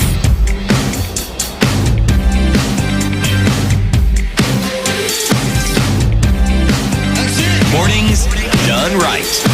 94.4 Spice FM, Nairobi. At 23 minutes to 10 o'clock, remember that with Jubilee Health Insurance, you're guaranteed that you will be able to get the cover that you need for certain things. So what are we talking about here? We're looking at a particular cover under the Jubilee Health Insurance, which is the Care Johari product, right? Okay, so 25,000 shillings a year. That's what your premium is. An inpatient cover from between 200k to 400k. You're also looking at outpatient cover from 40k to 50k. Online sign up, no paperwork required. You can basically get online and get all of this sorted out. You don't have to worry about, pre-existing conditions and whether or not they'll be covered. They'll be covered. And you also have access to free drug delivery. So right to your doorstep at no extra cost to you. What must you do? Send the text HEALTH to 40643 or call 0709 949 000 or get onto the website www.jubileeinsurance.com. Get all your health needs sorted out. We are continuing with our conversation this morning with the 2GHG program. Samuel Ocheng and Stephen Mateo are our guests this hour. And as we talk about this, Samuel, wakati ulimaliza shule, ulipata opportunity gani ndio ufanye kazi ama ufungue biashara yako? Ulichagua gani? Okay, wakati nilimaliza shule, sasa ndio nianze, nikafikiria nifungue workshop yangu ya kwanza. Sasa workshop nikifungua, then nikaenda kwa watu wa serikali, nika-register kampuni. Hiyo kampuni yangu inajiita Thermotech Electrical and Refrigeration. Sasa wakati nilisha register, sasa hapo hata risiti zangu sasa inazoonyesha niko na kampuni. Very nice. Sasa hiyo ndio hatua ambaye nilianza kuipiga nikiendelea. Ukiangalia vile wateja wako wanakuambia kisha wapea services. Unaona ni kana kwamba ulitumia wakati wako au muda wako vyema na KCB, kwa sababu pengine saa zingine mtu anaenda shule lakini akianza pengine sasa kupeana hasa service, unaona ni kama client wanasema hapo hujafika, hapa unafanya hivi, it's not satisfactory. Haidhirishi, yes. Sasa wewe ukiona namna ambavyo ulifanya hiyo kosi yako na sasa ukifanya kazi yako, what is the feedback kutoka clients wako? Uko tamam? Okay, feedback kutoka kwa clients wako sawa. Wanaridhika. Hata ukiona customer, ukitaka kujua customer ameridhika, ukimfanyia kazi ana kurecommend mahali kwingine. Sasa huyu mwingine pia ana kurecommend mahali kwingine. Sasa unapata unajijibu tu mwenyewe. Unasema kitambo nione simu kutoka mtu fulani ameniambia niende mahali fulani. Sasa kumbe ile kazi nilifanya iko salama. Very nice. Kwa hivyo ina work. Ina work. Sasa kutoka kwa KCB Foundation, wakati walitupeleka course ambayo tulikuwa tunaenda, wakati nilitoka tu shule, nilisema hii kitu ambayo nilikuwa nime-admire from the beginning, sasa imefika. Nimepata certificates zangu. Yes. Nimepata toolkits zangu. Sasa feel sasa ndio hiyo. Nifanye tu ile kitu ambaye client watafurahia. Naomba nikuulize hivi, Wajua ukisema electrical, ukisema wiring, mimi nafikiria stima. Mimi nafikiria nyumba. Okay? Naomba tueleze katika harakati zako za kufanya biashara. Hii biashara yako ya electrical inakupeleka wapi? Na unafanya katika eneo gani? Na unajihusisha na biashara gani ambayo unaweza kujumlisha au ukaweka kwa jumla katika jina electrical? Okay. Kwa swala ya electrical, yes. Nikisema electrical and refrigeration. Yes. Sasa unapata electrical wireman unafanya electrical installation za nyumba. Kama nimekuja hapa kwa ofisi yako. Sasa hizi light ukitaka kudesign hizi na kuja na kuambia ile tayo lazima uweke pale, uweke pale. Then refrigeration. Sasa ina deal na fridges. Fridge kama ileti baridi. Unapata nowadays fridge inapatikana mahali. Kila mahali. Hata hapa kwa ofisi utapata fridge iko. Sasa nikikuja hapa. Sasa nakumbuka tu KCB ndio amenituma hapa. KCB Foundation. Sasa nakumbuka mahali nimekanyaga KCB Foundation ndio wamefanya nini? Wamenituma hapo. Sasa unaweza pata naweza ondoka na niende kwa nyumba za wakubwa. Yes. Naweza ondoka niende inchi fulani ama naweza ondoka niende eneo fulani. Yes. That's very good actually. Hiyo nimefurahia umenieleza. So electrical inahusu vyumba. Yes. Haihusu magari. Electrical installation. Okay. Yes. Installation. That part. Ni wiring. Okay. Na sasa hii unafanya hiyo biashara peke yako ama umeandika watu? Okay. Wakati nilipata elimu kutoka shule ambaye nilisoma ni CITC ambaye nilisoma hiyo.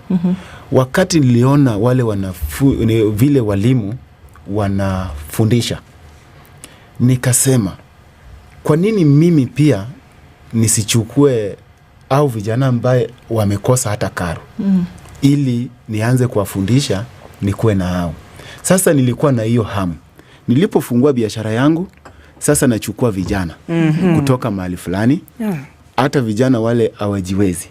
Kuna wale ambaye onja kitu kidogo. Sasa nakuja na waleta karibu. Nikiwaleta karibu wanakuwa rafiki yangu. Alafu nawaonyesha njia ndiyo hii na wafundisha. Sasa hao ndio sasa inakuja sasa tunajenga company ya Thermotech. Yeah.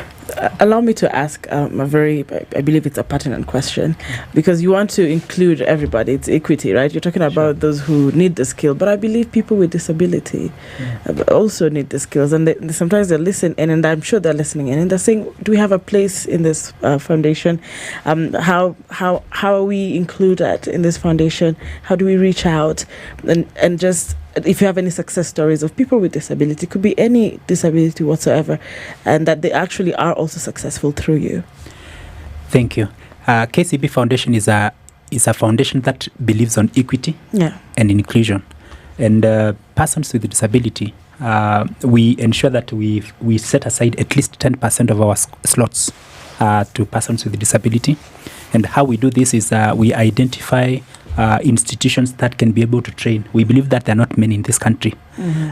Not every course can be compatible with persons with disability. So there are specific unique courses that they drive very well depending on the kind of disability. So yes, it's an area that they need to reach out to KCB Foundation on the areas that we are recruiting and be able to uptake this opportunity. It is also a program that ensures that gender and inclusion within the program. In most of our programming, we ensure that there is a gender representation across all our programs within the foundation. And they joke about it, but I want to bring it up. They say age is just but a number in other things. But you see, you want to be able to uptake a loan so that somebody could overthink and say, well, I'm not grown enough to have an ID. Will the bank need me to give some of my documents? Or do I have a next of kin who can do that for me, a guardian, for example? How does the age factor play in? Because we have a lot of young people, let's say, dropping out of school when they're very tender, but they want to do something with their hands and just put food on the table. How does the age factor play out in your foundation? The program mainly focuses on the youth, and the entry point is at the age of 18, when they have a national ID. That is the entry point, all the way to 34 years. The exclusion there is the persons with disability. We believe that when you get into that space, then they take more years to be able to get of age, to be able to get to uptake a product, a program like this. So the exclusion could only be for persons with disability, where we take slightly higher age gap than the ordinary. Beautiful. The mushrooming effect is what is, I think, one of the things that, for me is very exciting here, because you could see it as, so it's Samuel who has gone through this course for 6 months.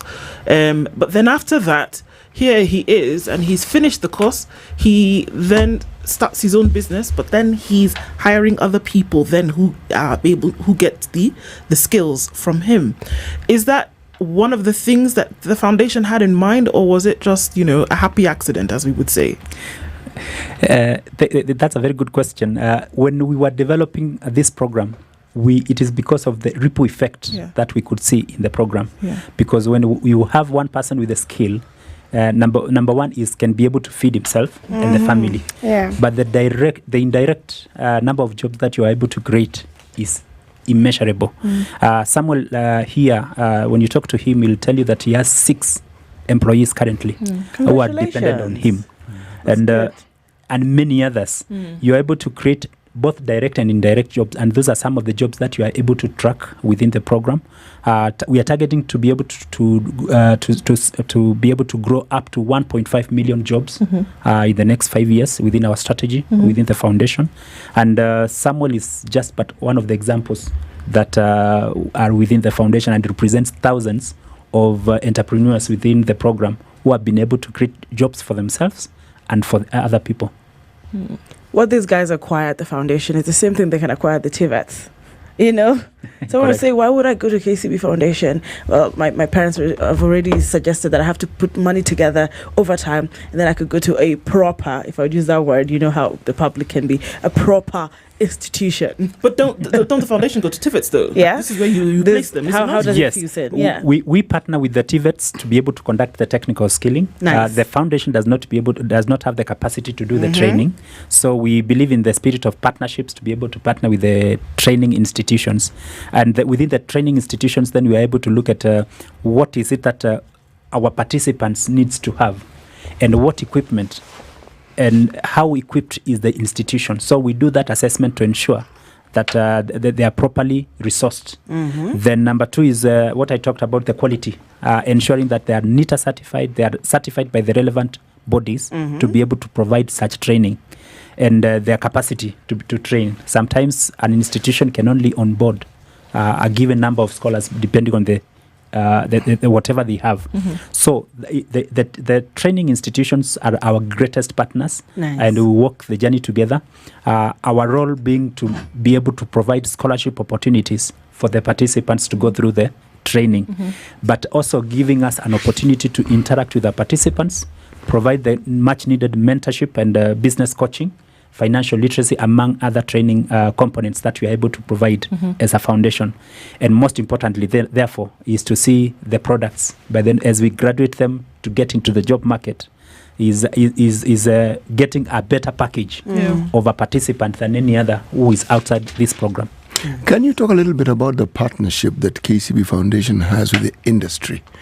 Because he is self-employed, yes, but the sort of skills we speak of require an attachment of sorts, where you can actually apply your learning to a real-life situation.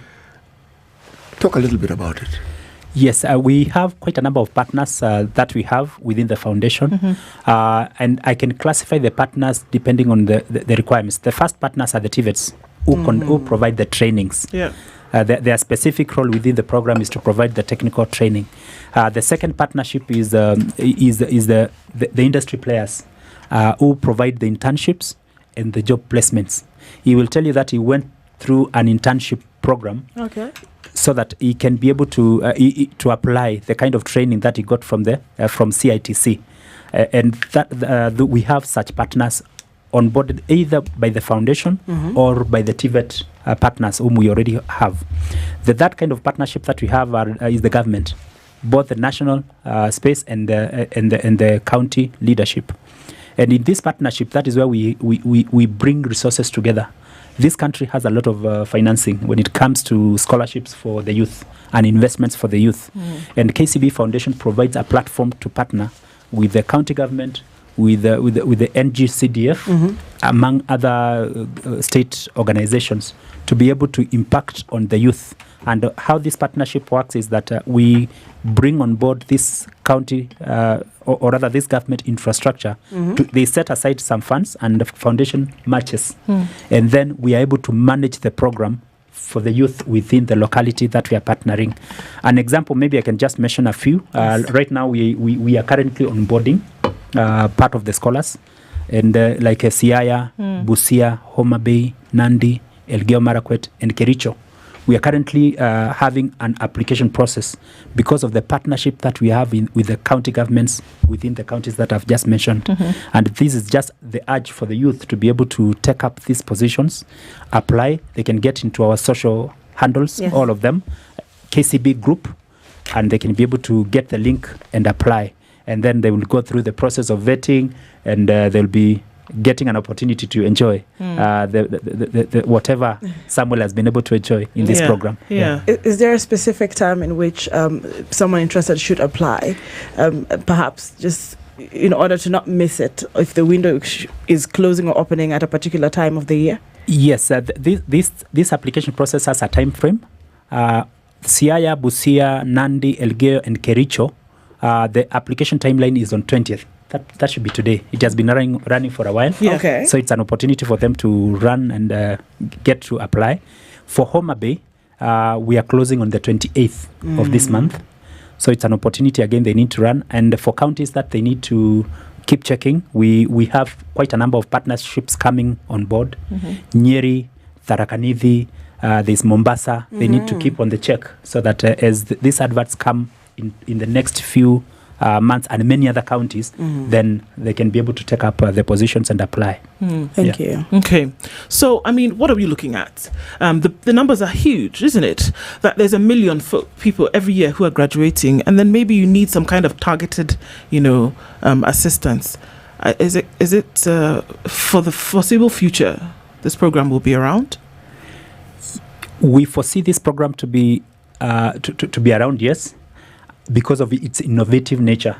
I believe the way to solve the problem of this country in terms of the unemployment is through the Tujajiri program. It's providing the skill, any program to provide the technical skill for the youth. That is the way to go in this country. And the industry is also changing in providing green jobs, which is also an area we are also exploring to provide more opportunities for green jobs and save our planet. And you'll be seeing most of the programs that we are currently bringing up are more geared towards creation of jobs into the green industry. And it is to say that KCB Foundation would continue to call upon partners, to come on board, even as KCB Group puts in resources to provide the opportunities for this youth, is also to call upon other like-minded partners to be able to come on board, partner with us, and move this country forward through providing job opportunities for our youth in this country. Essentially, you're a great believer that there is a solution to unemployment in the country, that the youth can be empowered. It does not matter which corner of this country you are. So what would be according to me, I just really wish you'd say something to the young man, hopeless young woman who is listening to you, maybe from Wajir, Mombasa, somewhere in Kilifi, somewhere in Migori County, a strong word to just encourage them to apply, and why it would be better to apply than to push it or postpone it, because that's the enemy of growth, postponing. Correct. For the young man and woman listening to me this morning, I would call upon, just look into what we're doing. Look at what KCB Foundation is providing, an opportunity for you to be able to come together and achieve your dream. If you are passionate in agriculture, if you are passionate in automotive engineering, if you are passionate in domestic services, construction, ICT, this is an opportunity for you to look into what we are providing as KCB Foundation. I would urge that irrespective of which part of the country you come from, there is an opportunity for you. Get to apply and uptake our resources of what we have. Mm-hmm. Even for those who are out of this market, the Uganda, Rwanda, Burundi, we still encourage that they check into what KCB Foundation in those countries is providing and come together and be able to apply and uptake this opportunity. Because we believe as a country, as I said, our brand purpose, our strategy is anchored around transforming today together. The bank, KCB Bank, cannot grow without the below the pyramid. We must move with the base, because that creates a foundation for a solid financial institution. And we live by a purpose that says, for people, for better. We want to be part and parcel of your growth. Thank you. I mean, it's amazing. And just looking at how it has impacted people, Samuel, mali unaenda utenda mbali sana. Vile tumeona umeshikilia na mkono mbili sasa. It's good to see that we can go in the strides in which we are. So we want to thank you both for being here this morning. And you're not going to go away without something. Just take a break with Delamere yogurt with us this morning. Real fruit. And so CT has some yogurt there for you as you take a break from your busy day, or you take a break from working in at the unit or back at the foundation. When you take that moment, have a moment with real fruit, by the way, in your strawberry yogurt, and have those moments with Delamere. So enjoy that with us this morning. Thank you. And looking into this afternoon, or actually from this morning, the Magical Kenya Open Golf Championship swings into action, and it'll be going down from today until the 25th at the Muthaiga Golf Club. Visit and watch all the pros as they battle up on the course. Also, don't miss out on this epic night. We're filled with amazing memories at the MKO, that's the Magical Kenya Open Entertainment Village. You can grab your tickets now. You can still do it at www.kenyaopen.hustlesasa.com. Remember, the Playground Show, which airs with Carol Radul and the boys on Saturday, will be live on location this Saturday at the Muthaiga Golf Club. Come interact with your favorite presenters and enjoy rounds of golf at the Magical Kenya Open. Thank you for keeping it Kenya's biggest conversation this Thursday. Take care. We'll talk again tomorrow. It's 10 a.m.